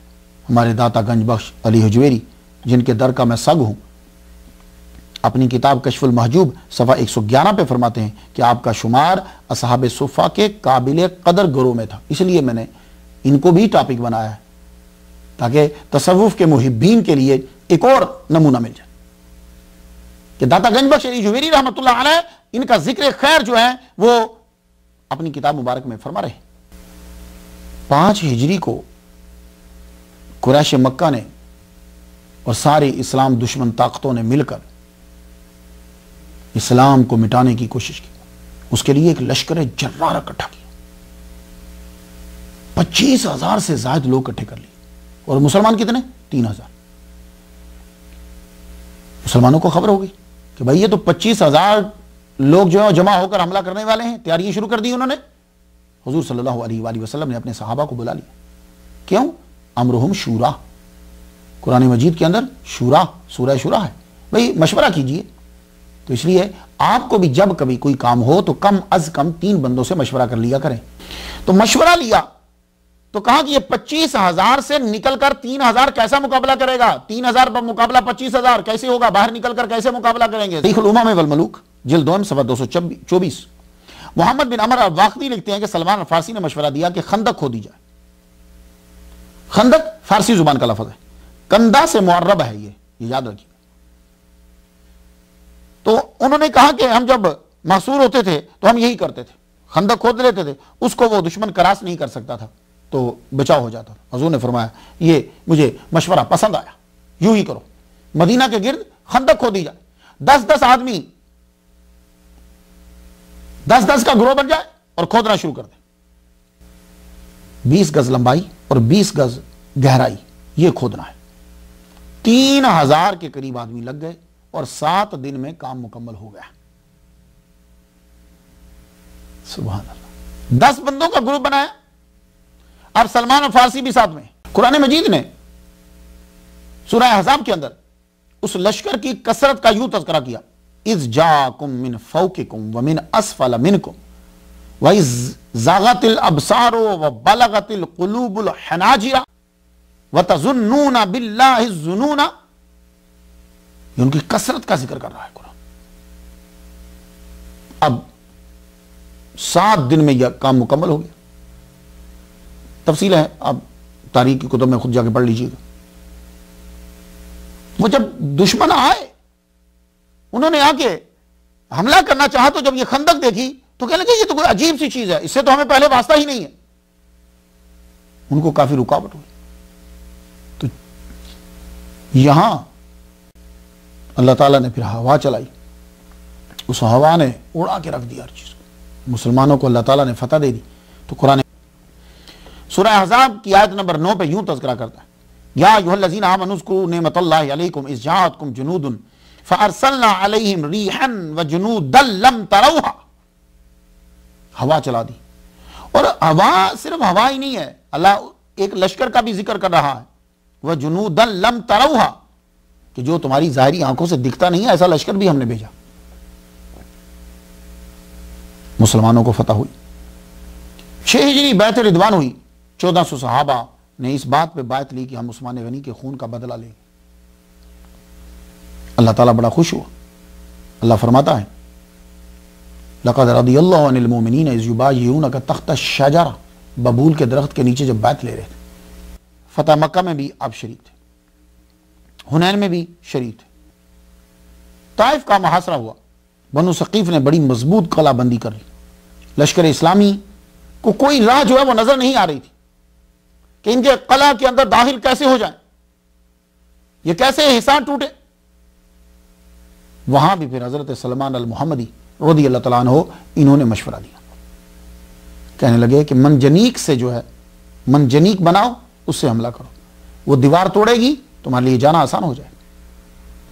یہ منجنیق اور منجنیق، میم کے اوپر زبر اور میم کے نیچے زیر، دونوں طرح سے اسے پڑھا جاتا ہے۔ یہ سب سے پہلے یونانیوں نے بنائی، یونانیوں سے ایرانیوں نے سیکھی، ایران میں حضرت سلمان الفارسی نے سیکھی، انہوں نے آ کر ان کو بتایا عرب والوں کو۔ تو طائف کے اندر منجنیق کا استعمال ہوا اور دبابہ کا استعمال ہوا۔ البدایہ والنہایہ جلد 34 صفحہ 348 پہ ہے، حافظ ابن کثیر لکھتے ہیں کہ وہ حضرت سلمان الفارسی تھے جنہوں نے منجنیق کا مشورہ دیا اور اپنے ہاتھ سے اس کو بنایا اور استعمال کی اور دبابے بھی بنا کر لائے۔ یہ ہیں سلمان المحمدی۔ تو اس لیے یہ مت کہیے گا کہ اسلام تصوف کے اندر جو ہے وہ یہ چیزیں نہیں ہوتی، نہیں، تصوف کے اندر دفاع کے طریقے بھی بتلائے جاتے ہیں۔ محمد مصطفیٰ صلی اللہ علیہ وآلہ وسلم بیمار ہوئے، حضرت سلمان الفارسی جنہوں نے اتنی تکالیف برداشت کی اور جو نبی سے بڑا پیار کرتے تھے، آپ کو بڑا ہی رنج ہوا، بہت روئے، بہت آنسو بہائے۔ محمد مصطفیٰ صلی اللہ علیہ وآلہ وسلم دنیا سے تشریف لے گئے۔ اس کے بعد حضرت ابوبکر صدیق رضی اللہ تعالیٰ عنہ جو ہیں وہ خلیفہ بنتے ہیں۔ 11 ہجری سے 13 ہجری تک کا ان کا دور ہے۔ تو اس دور میں زیادہ تر حضرت سلمان المحمدی رضی اللہ تعالیٰ عنہ یہ مدینہ کے اندر ہی رہے۔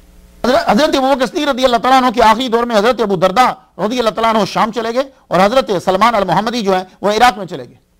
یہاں جانے کا مقصد کیا تھا؟ مقصد یہ تھا کہ وہاں جا کر لوگوں کو اسلام کی تعلیم دیں۔ تو سلمان المحمدی یہ آپ تو دونوں مذہب کے اوپر عبور رکھتے تھے، بلکہ 3 مذاہب.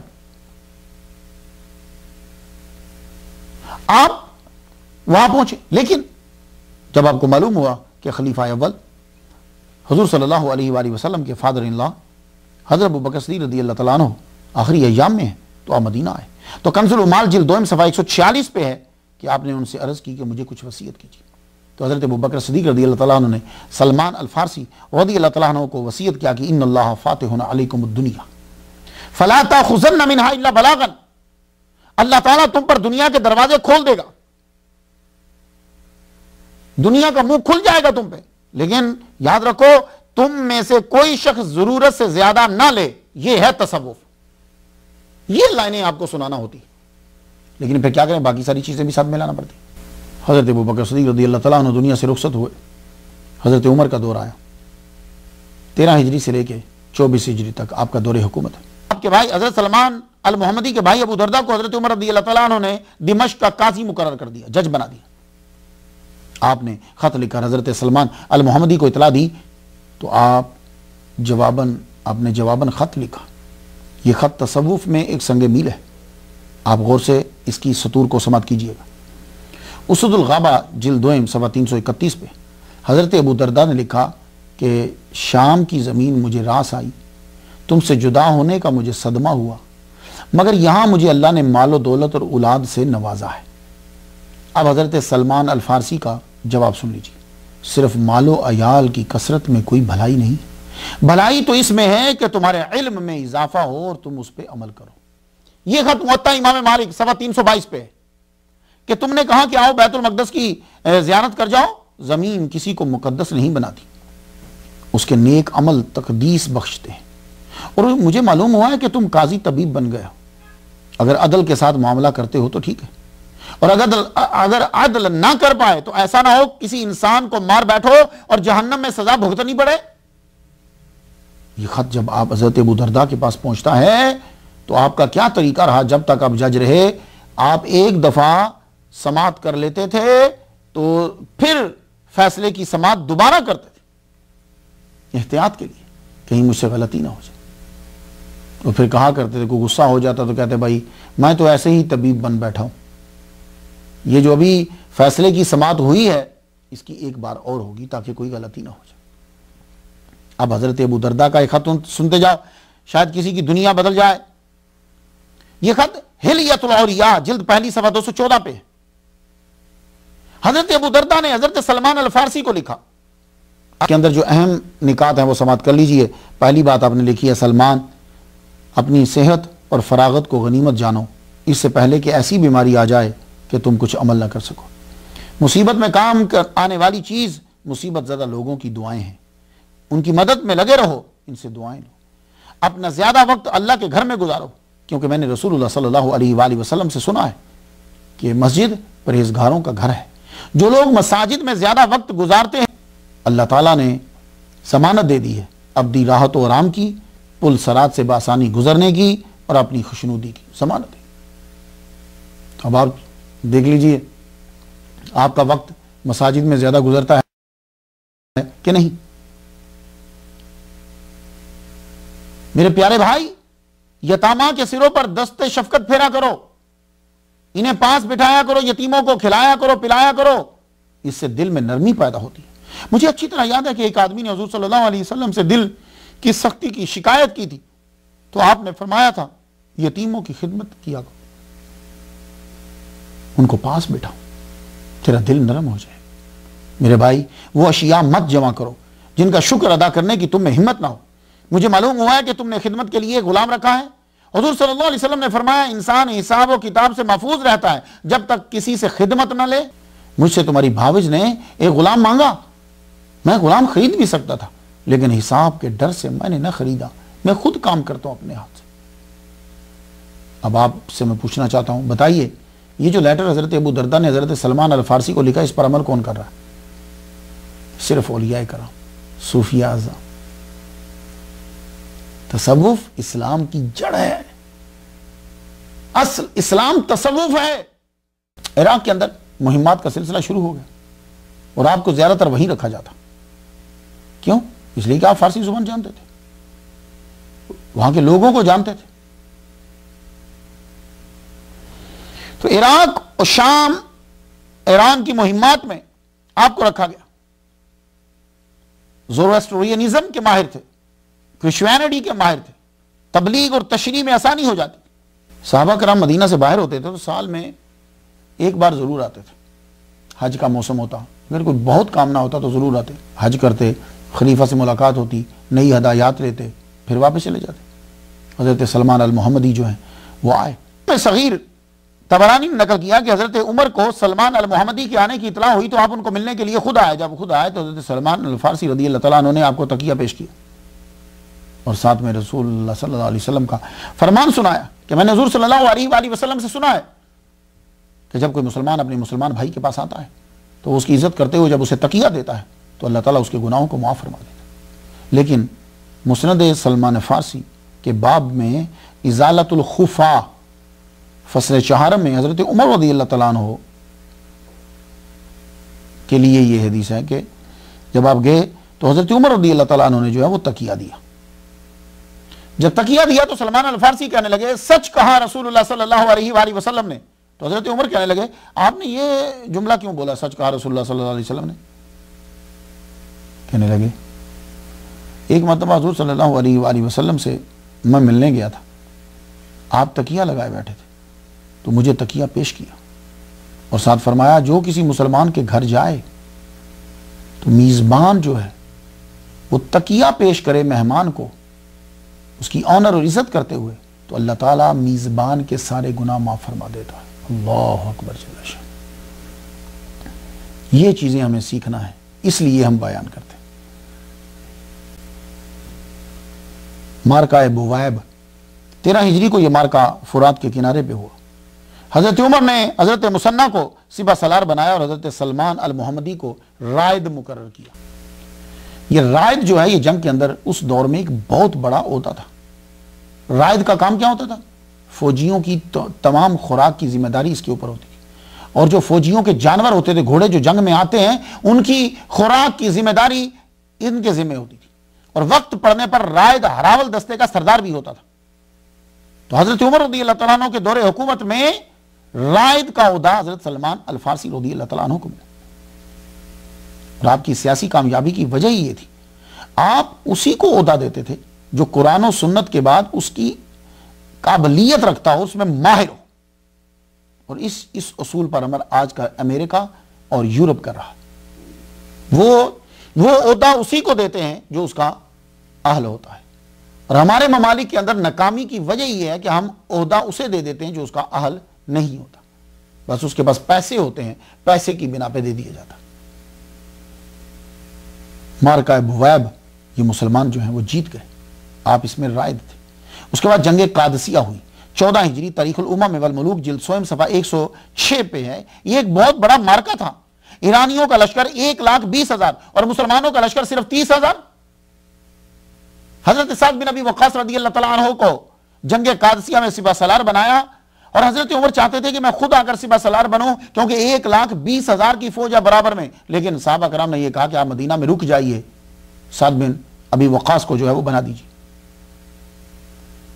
اس جنگ میں فارس کی طاقت کو ختم کر کے رکھ دیا. اس میں سلمان الفارسی رضی اللہ تعالیٰ عنہ کو ایک اور عہدہ دیا گیا، وہ دائی. رائد کے ساتھ ساتھ آپ کو دائی بھی بنا دیا گیا بعد کی جنگوں میں. اب دائی کون سا عہدہ تھا؟ اس کا کام یہ ہوتا تھا کہ یہ جس ملک کی طرف جا رہے ہیں اس ملک کے ساتھ گفت و شنید کر کے لڑائی کو ختم کرے، لڑائی کی نوبت نہ آنے دے. اس کے لیے 3 چیزیں تھیں.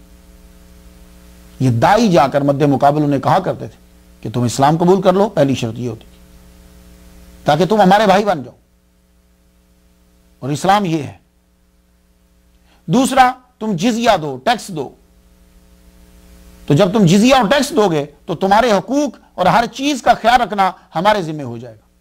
تیسرا یہ ہے کہ اگر تم امن پسند نہیں ہو تو ٹھیک ہے، لڑنے کے لیے تیار ہو جاؤ. تو دائی کا یہ کام ہوتا تھا. تو حضرت سلمان المحمدی عربی اور فارسی زبان کے ماہر تھے، اس لیے آپ کو دائی بھی بنایا گیا. دیوان الوظائف محرم 15 ہجری کو آپ نے حضرت عمر رضی اللہ تعالیٰ نے باقاعدہ وظائف مقرر کیے اور ریکارڈ ایک رکھا. یعنی یوں کہہ سکتے ہو آپ کہ تنخواہوں کا باقاعدہ ریکارڈ بنایا گیا اور تنخواہیں کس کس کی کتنی ہونی چاہیے یہ چیزیں مقرر کی. 15 ہجری. سب سے زیادہ تنخواہ کس کی ہوگی؟ سب سے زیادہ تنخواہ جو ہے وہ اس بندے کی ہوگی جو بدر میں شریک ہوا.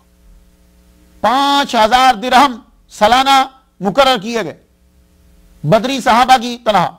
لیکن آپ کو میں بتا دوں، اور یہ بات جائیے تواریخ کی کتب میں دیکھ لیجئے، اس سے آپ کو معلوم ہو جائے گا حضرت ابوبکر اور حضرت عمر یہ لوگ اہل بیت سے کتنا پیار کرتے تھے. حضرت عمر رضی اللہ تعالیٰ عنہ نے جب تنخواہیں مقرر کی تو حضرت سلمان الفارسی انہیں بھی 5000 ملتا تھا، حضرت ابو ذر انہیں بھی 5000 ملتا تھا، امام حسن انہیں بھی 5000 ملتا تھا، امام حسین ان کو بھی 5000 ملتا تھا، جبکہ یہ چاروں شریک نہیں ہوئے بدر میں. سلمان انہیں اہل بیت میں شامل کیا، ابو ذر چوتھے نمبر پر اسلام انہوں نے قبول کیا، پرانے ہیں، اور امام حسن اور حسین یہ تو شامل ہی نہیں ہوئے، یہ تو بہت ہی چھوٹے تھے، ان کو بھی 5,000 دیا. حضرت عمر اپنے بیٹے کو نہیں دے رہے کہ جو جنگوں میں شریک ہو رہے ہیں، امام حسن و حسین کو دے رہے ہیں جو جنگوں میں شریک نہیں ہوتے. کیوں؟ صرف نسبت محمد مصطفیٰ صلی اللہ علیہ وسلم کی وجہ سے. بھئی بیٹے تو امام حسن و حسین بیٹے تو بی بی فاطمہ کے ہیں نا، مولا علی کے ہیں، تو اگر ان سے دشمنی تھی تو بیٹوں کو کیوں پیسے دے رہے ہیں؟ حضرت سلمان المحمدی کو جب سالانہ 5000 ملتا تو وہ 5000 درہم کیا کرتے؟ فوراً غرباء میں تقسیم کر دیا کرتے. یہ ہے تصوف. فتح بحر سیر یہ بغداد کے نواح میں اور مدائن کے قریب ہے. یہ اصل میں تھا دہ ارد شیر، ارد شیر کا گاؤں، دریائے دجلہ کے مغربی کنارے پہ یہ شہر تھا اور بڑا مضبوط قلعہ تھا. اس میں بھی حضرت سلمان الفارسی کو دائی اور رائد بنا، دائی اور رائد کے عہدے دیے گئے. 3 روز تک حضرت سلمان المحمدی ان کو دعوت دیتے رہے، مگر وہ لڑنے پر ہی تلے ہوئے تھے. اس میں بھی آپ ہی کی ایجاد جو ہیں منجنیقیں اور دبابے جو ہیں وہ استعمال کیے گئے. فتح ہوئی. جب آپ اس شہر میں فوج داخل ہوئی تو دریا کے دوسرے کنارے پر وہ محل جو ہے وہ نظر آ گیا جس محل کے بارے میں کیسر ابیض، جس کے بارے میں محمد مصطفیٰ صلی اللہ علیہ وآلہ وسلم نے بشارت دی تھی کہ فتح ہوگی. وہ جب نظر آیا سفید محل، مسلمان صبح تک نعرے لگاتے رہے، صبح تک نعرے لگاتے رہے. کیوں؟ کہ حضور صلی اللہ علیہ وآلہ وسلم کا فرمان یاد آ گیا.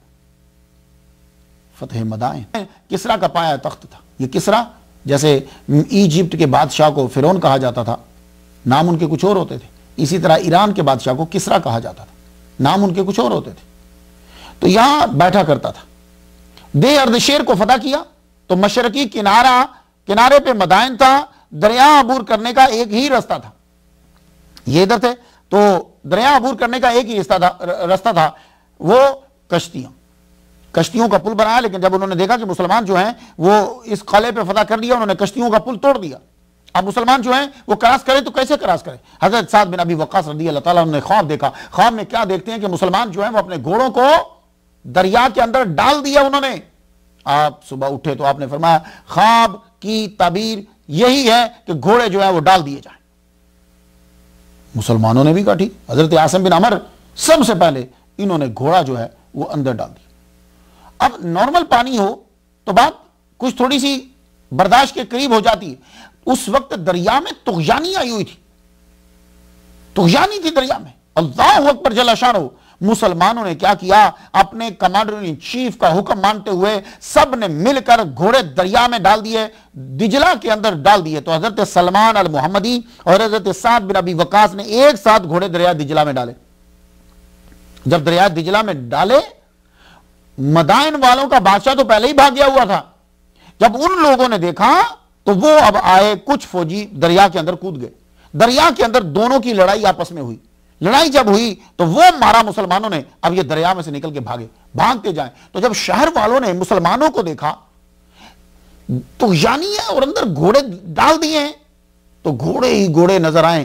پانی اپنی طغیانی جو ہے وہ بھول گیا. مسلمان جب دوسرے کنارے پہ نکلے تو جانتے ہو کہ ایرانی کیا کہتے تھے؟ کہتے تھے دیو آ گئے، دیو آ گئے، یہ کوئی جن، یہ جن ہے، انسان تو ہے ہی نہیں ہے۔ اللہ اکبر جل شانہ۔ تاریخ الامم والملوک جلد 100 صفحہ 124۔ پکار اٹھے یہ دیو ہیں، یہ دیو ہیں۔ حضرت سلمان المحمدی نے 3 روز جو قلعے میں فوج تھی ان سے گفتگو آپ نے کی کہ امن ہو جائے، لڑائی نہ ہو، بندے نہ مرے۔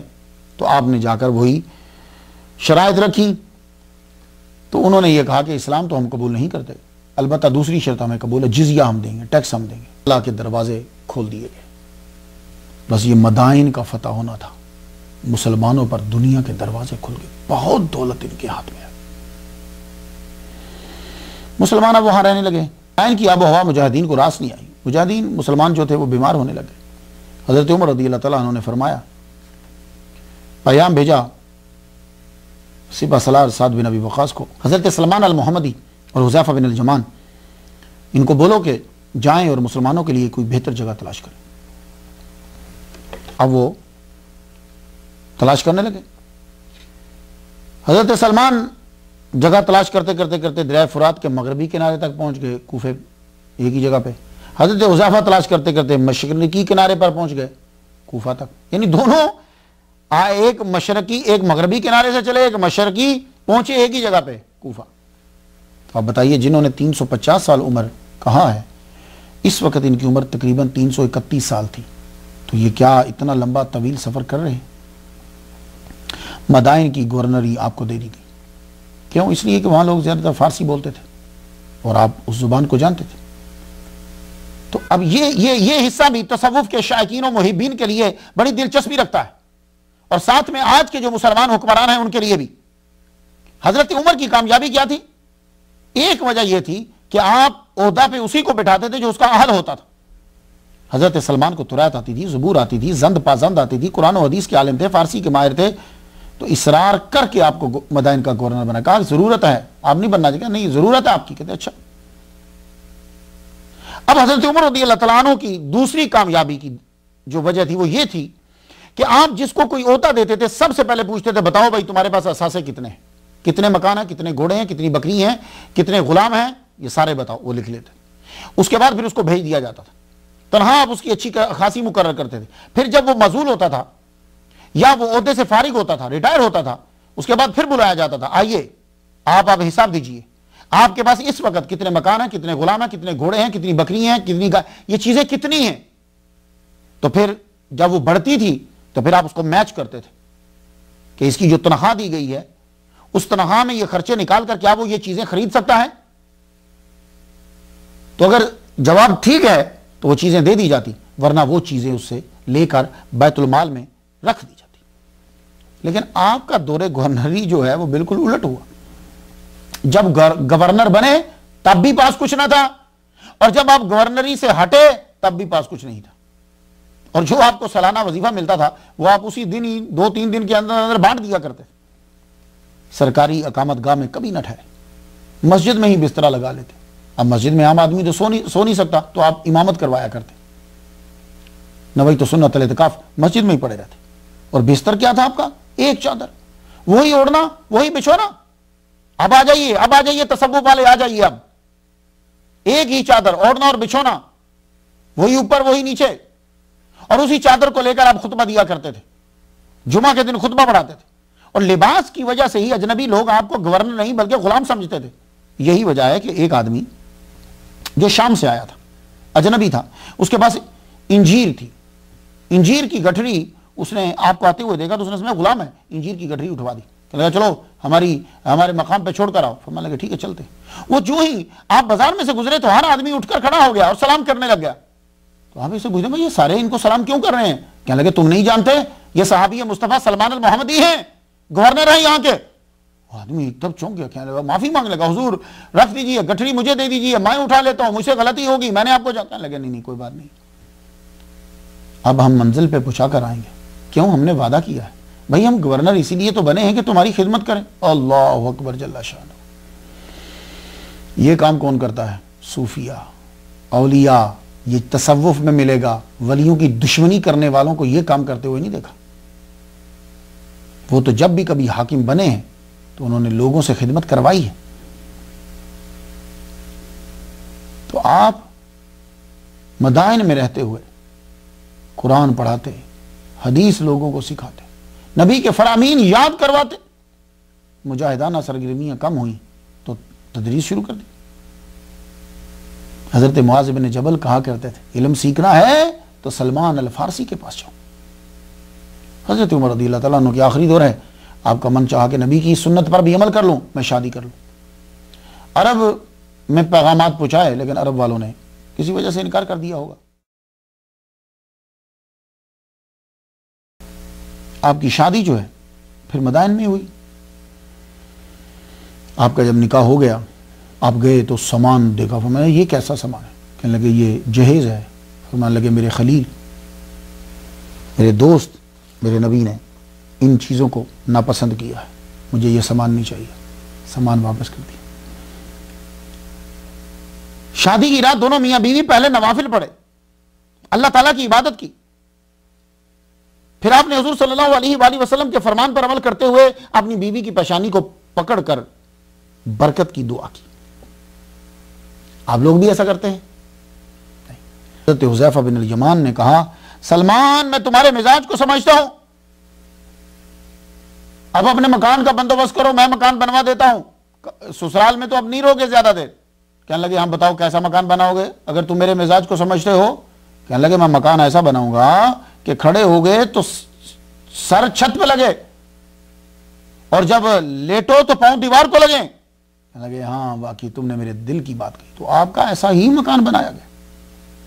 اللہ تعالیٰ نے آپ کو 3 بیٹیاں عطا فرمائی۔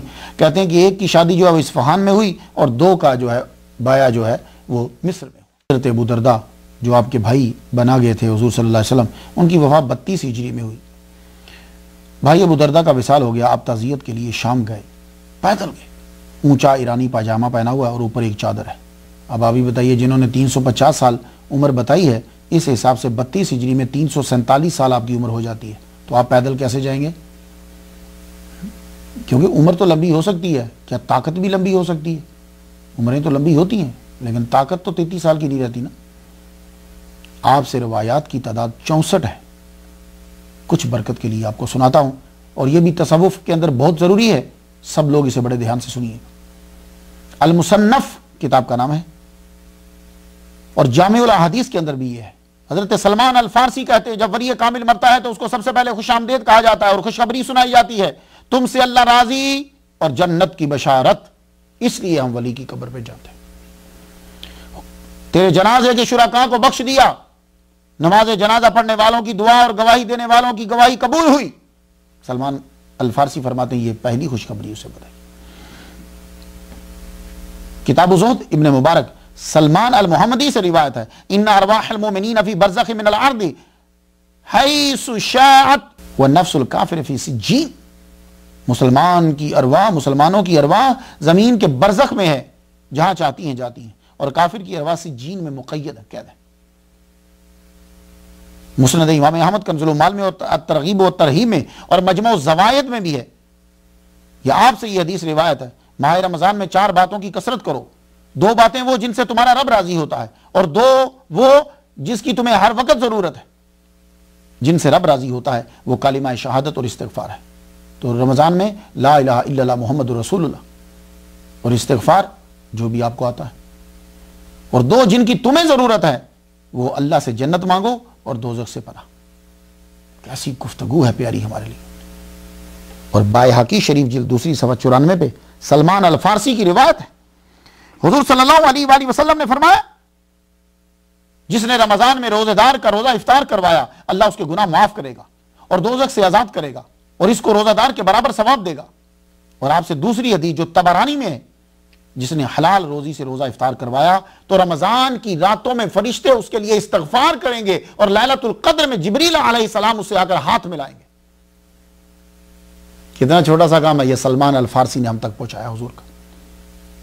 کنز المال میں حدیث ہے اور جامع الاحادیث میں بھی اس کو نقل کیا۔ سلمان روایت کرتے ہیں کہ حضور صلی اللہ علیہ وآلہ وسلم نے فرمایا فی رجب میں 1 دن اور 1 رات ہے، دن کا روزہ رکھنے اور رات کا قیام کرنے کا ثواب 100 برس کے برابر صیام و قیام کا ثواب ہے، اور وہ 27 رجب ہے۔ اور آج کل لوگ 27 رجب کو لوگوں کو آنے ہی نہیں دیتے مسجد۔ سلمان الفارسی قال قال رسول اللہ صلی اللہ علیہ وسلم ان المسلم اذا لقي اخاه فاخذ بيده تخافت عنهما ذنوبهما. ان دل ملاقات اگر مسلمان محبت سے دوسرے مسلمان کا ہاتھ پکڑتا ہے تو اللہ تعالیٰ اس کے گناہوں کو معاف فرما دیتا. اس لیے ہمارے ہاں ہاتھ ملاتے ہیں، اس طرح نہیں کر لیتے یا منہ سے نہیں بلکہ ہاتھ پکڑتے ہیں. یہ ہے حدیث مبارکہ. تو اس پہ عمل کون کرتے ہیں؟ صوفیاء کرام. مسند امام احمد، تاریخ بغداد، جامع صغیر السیوطی، کنز العمال، فتاوی رضویہ جلد 11 صفحہ 178، سلمان الفارسی سے روایت ہے حضور صلی اللہ علیہ وآلہ وسلم نے فرمایا لا يرد القضاء الا الدعاء. قضاء معلق جو ہے اس کو صرف دعا ٹالتی. اس لیے آپ نے فرمایا جو یہ چاہے کہ اللہ سختیوں میں دعا قبول کرے وہ نرمی اور خوشحالی میں دعا کثرت سے کرتا رہا کرے. کنز العمال میں ہے کہ سلمان الفارسی رضی اللہ تعالیٰ عنہ روایت کرتے ہیں حضور صلی اللہ علیہ وسلم نے فرمایا کہ اللہ تعالیٰ نے عرش کو پیدا کیا، لوح کو پیدا کیا، پھر نور سے قلم کو پیدا کیا. قلم سے یہ کہا لکھ، تو قلم نے کیا لکھا؟ لا الہ الا اللہ محمد الرسول اللہ. اور وہاں لکھا گیا محمد مصطفیٰ کے واسطے سے ہی لوں گا، اسی کے واسطے سے ہی دوں گا. آج کل تو لوگ واسطہ بھی چھوڑ گئے، اور محمد کی امت تمام امم سے افضل ہے، اور محمد کی امت میں سب سے افضل ابو بکر صدیق رضی اللہ تعالیٰ عنہ. بائحقی شریف، معجم الصغیر، طبرانی اور کنز العمال اور مجمع الزوائد سلمان الفارسی روایت کرتے ہیں حضور صلی اللہ علیہ وسلم نے فرمایا من مات فی احد الحرمین استوجب شفاعتی وکان یوم القیامت من الآمنین. جو مکہ میں یا مدینہ میں کسی ایک میں مر گیا میری شفاعت واجب ہو، امن پانے والوں میں سے ہوگا قیامت کے دن میں. آپ اسلام کی آپ نے خدمت کی، بہت اسلام کو پھیلایا اور اسلام قبول کرنے میں کافی مصائب برداشت کیے، لیکن اب وقت آ گیا آپ کا. آپ بیمار ہوئے 35 ہجری اور سسرال کے گھر میں ہی ہیں. آپ کے آخری لمحات تھے اور آپ کی آنکھوں سے آنسو جاری تھے. امام حسن علیہ السلام جو مولا علی کے بیٹے ہیں، انشاءاللہ ہمارا نیکسٹ لیکچر انہی کے اوپر ہے. امام حسن علیہ السلام نے آپ سے پوچھا ابو عبداللہ آپ کو کون سی چیز رلا رہی ہے؟ حالانکہ حضور صلی اللہ علیہ وسلم آپ سے راضی گئے. حلیۃ الاولیاء جلد پہلی صفحہ 196 اس میں ہے کہ آپ سے حضرت سعد بن ابی وقاص ملنے کے لیے آئے، گورنر مدائن، اور حضرت عبداللہ بن مسعود بھی آئے. تو امام حسن بھی وہیں ہوں گے. پوچھا ابو عبداللہ آپ کیوں رو رہے ہو؟ کون سی چیز رلا رہی ہے؟ حالانکہ حضور تو آپ سے راضی گئے. جواب سن لیجئے، اور یہ تصوف میں بڑا اہم حصہ ہے. کہنے لگے میں بیماری کی وجہ سے یا خوف مرگ کی وجہ سے پریشان نہیں ہوں، بلکہ حضور نے ہم صحابہ سے عہد لیا تھا کہ ہم میں سے ہر ایک کا دنیا میں سامان زیست مسافر کے سامان کے برابر ہوگا. اور مسافر بھی وہ جو سوار ہے، گھڑ سوار نہیں ہوتے، مسافر کے برابر. یہ فکر کھائے جا رہی ہے میں پورا کر پایا ہوں کہ نہیں. بس مسلمانوں اس لیے اتنی محنت کرتا ہوں، بہت ساری کتابیں پڑھتا ہوں، آپ تک تو جو بات پہنچتی ہے کہ آپ کو تصوف کی وہ باتیں مل جائیں جو صوفیاء نے اختیار کی تھی، وہ صحابہ میں ہیں. اب یہ جملہ سن لیجئے کہ حضرت سلمان الفارسی نے پوری زندگی کیسے گزاری ہے. آپ کا مکان تھا، کھڑے ہوتے تھے، چھت کو سر لگتا تھا، لیٹتے تھے تو ٹانگیں لگتی تھی. تو کیا کہہ رہے ہیں کہ ہم سے عہد لیا تھا کہ ہر ایک کا دنیا میں سامان زیست یعنی زندگی کا جو سامان ہے وہ کتنا ہوگا جتنا مسافر سوار کا ہوتا ہے. یہ عہد لیا تھا. تو مجھے فکر یہ ہے کہ پتہ نہیں میں وعدہ پورا کر پایا ہوں کہ نہیں کر پایا. وہ کہہ رہے ہیں کہ کر پایا ہوں کہ نہیں کر پایا، اور آج کا بندہ سوچ لے کہ حالت کیا ہوگی. اس کو تو یا کی میرا حال گنجائش ہی کوئی نہیں. یہ تصوف کے اندر فکر ہوتی ہے، یہ صوفیاء کو فکر رہتی ہے. آپ سے ایک سوال کرتا ہوں، اس پر عمل اولیاء کے دشمنوں نے کیا یا اولیاء و صوفیاء نے کیا؟ اب آپ ہی بتاؤ 72 فرقوں میں سے مان علیہ و صحابی کون ہے؟ کون ہے؟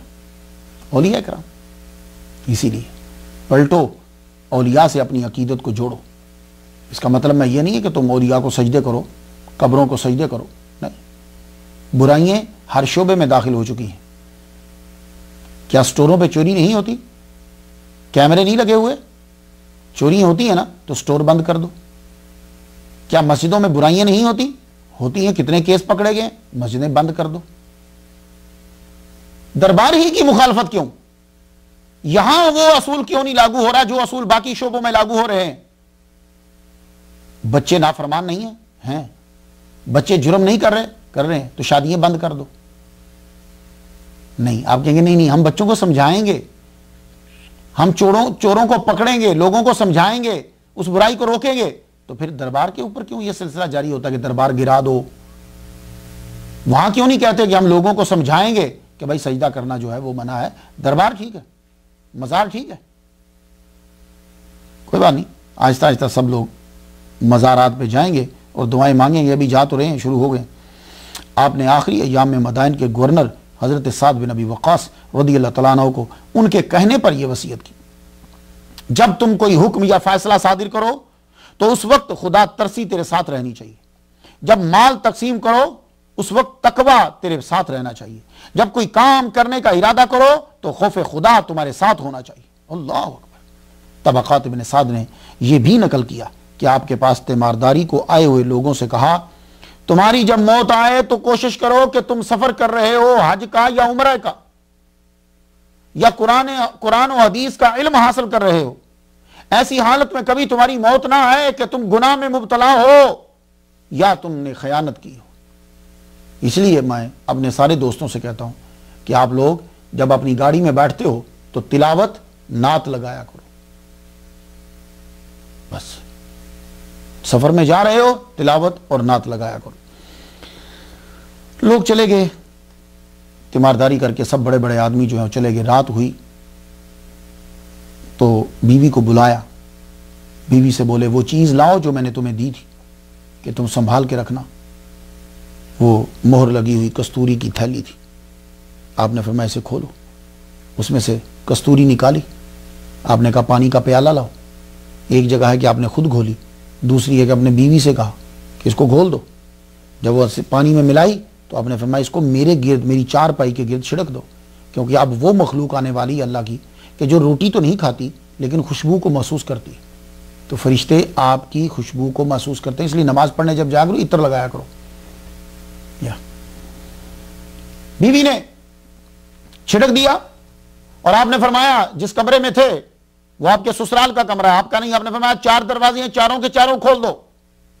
چاروں دروازے کھول دیے اور آپ نے بیوی سے کہا کہ تم چلی جاؤ، تھوڑی دیر کے بعد آنا، پھر تمہیں معلوم ہو جائے گا کہ میں نے ایسا کیوں کیا.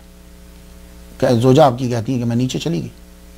کچھ دیر کے بعد جب میں واپس آئی تو میں نے دیکھا کہ آپ کے چہرے پر مسکراہٹ ہے اور روح آپ خیرات کر چکے ہیں اللہ تعالیٰ کی راہ میں. پورے مدائن میں خبر پھیل گئی. حضرت سلمان الفارسی الخیر المحمدی طاہر پاک دنیا سے رخصت ہو گئے. فارسی، عبرانی اور سریانی عربی کا ماہر، زہد کا امام، صاحب صفا کا ساتھی، نبی کا محب چلا گیا. گورنر مدائن رہے، کئی جنگوں سے مال غنیمت لیا ہوگا، وظیفہ بھی رہا تھا، مگر سامان کیا چھوڑا آپ نے؟ سن لیجئے سامان کیا چھوڑا آپ نے. امام حسن علیہ السلام فرماتے ہیں کہ 14 درہم کے قریب مالیت تھی ساری جو چیزیں آپ نے چھوڑی. آپ کی نماز جنازہ ایک روایت کے مطابق حضرت امام حسن علیہ السلام نے، جو مولا علی کے بیٹے ہیں، انہوں نے پڑھائی. حضرت حضور نے، محمد مصطفیٰ صلی اللہ علیہ وسلم نے سلمان المحمدی کو اپنی اہل بیت میں شامل کیا تھا. تو اب کوئی اہل بیت کا فرد ہی آ کر پڑھائے. امام حسن موجود تھے تو بس پھر آگے بڑھے، جنازہ پڑھایا. آپ کا مزار پرانوار شواہد و قرائن اور دلائل سے یہی پایا ثبوت تک پہنچتا ہے کہ وہ مدائن میں ہے. اللہ تعالیٰ اور رحمتیں جو ہیں وہ نازل فرمائے. آپ کی عمر کیا تھی جب آپ دنیا سے گئے؟ کچھ کہتے ہیں 250 سال، کچھ بتاتے ہیں کہ 350 سال، کچھ نے 400 سال بھی بتائی. مگر مسئلہ یہ ہے کہ حضور صلی اللہ علیہ وآلہ وسلم سے ملاقات کے بعد، کلمہ شہادت پڑھنے کے بعد آپ کی عمر 35 سال گزری ہے. جی، کلمہ پڑھنے کے بعد 35 سال صرف گزری ہے آپ کی عمر. تو معلوم ہوا کہ 315 سال کے تھے جب حضور سے ملے. تو بعد کے کام، ان کاموں میں طاقت مطلوبہ کا ہونا یہ ظاہری طور پر 300 سال سے زائد عمر کے آدمی کے لیے معمول نہیں ہے. 315، اگر آپ کی عمر 350 سال ہو تو جب حضور سے ملے تو 315 سال کے تھے. اب 315 سال کے بعد جو آپ نے کام کیے ہیں اس کے لیے جو مطلوبہ طاقت ہے وہ اس عمر میں نہیں پائی جاتی، معمول نہیں ہے. اور جب شادی ہو رہی ہے تب آپ کی عمر تقریباً 331 سال بنتی ہے اس حوالے سے. تو آپ کی 3 بیٹیاں بھی ہوئیں. یہی وجہ ہے کہ حافظ ذہبی کو اپنے قول سے رجوع کرنا پڑا، اور وہ یہ کہتے ہیں کہ ثم رجعت عن ذلك وظهر لي انه ما زاد على الثمانين. وہ کہتے ہیں کہ میں نے پھر رجوع کر لیا اور مجھ پر ظاہر ہوا کہ آپ کی عمر ٹوٹل 80 سال بنتی ہے، 87-80 کے قریب بنتی ہے. علامہ ابن حجر اسقلانی نے تمام اعتراضات کا ایک جواب دیا کہ آپ کی عمر خارق عادت تھی. آپ کی بات ٹھیک ہے، معجزہ، کرامت، خارق عادت میں یہ سب کچھ ہو سکتا ہے، مگر میرے ذہن میں آتا ہے کہ عمر بڑھانے کا فائدہ تب تھا جب حضور صلی اللہ علیہ وسلم سے ملاقات کے بعد 315 سال آپ کی عمر ہوتی، پھر کو سمجھ میں آتی. جتنی بھی عمر بتاؤ حضور صلی اللہ علیہ وسلم سے ملنے کے بعد 32-35 ہی بنتی ہے. عمر زائدہ ہونے پہ اعتراض نہیں ہے. وہ آج بھی کئی لوگ 100 سال کے ہیں، 200 سال کے ہیں. اب 1400 سالہ دور کے اندر ایک کویشچن ہے کہ جب کسی کی عمر بڑھتی ہے تو کیا طاقت بھی بڑھتی ہے ساتھ؟ یہ ہے. اس پہ اعتراض نہیں ہے کہ عمر بڑھی، 200 سال ہو جائے، 300 سال ہو جائے، تو کیا 300 سال یا 350 سال جس بندے کی عمر ہے کیا اس کی طاقت 33 سال کی ہے؟ نہیں، طاقت تو کم ہوتی ہے نا. عمر میں تو اختلاف رہے گا. ہمارے لیے حضرت سلمان المحمدی رضی اللہ تعالیٰ عنہ کا ایک لمحہ ہمارے ہزاروں سال سے بڑھ کر ہے. اللہ تعالیٰ ان پر کروڑوں رحمت نازل فرمائے. وآخر دعوانا الحمدللہ رب العالمین.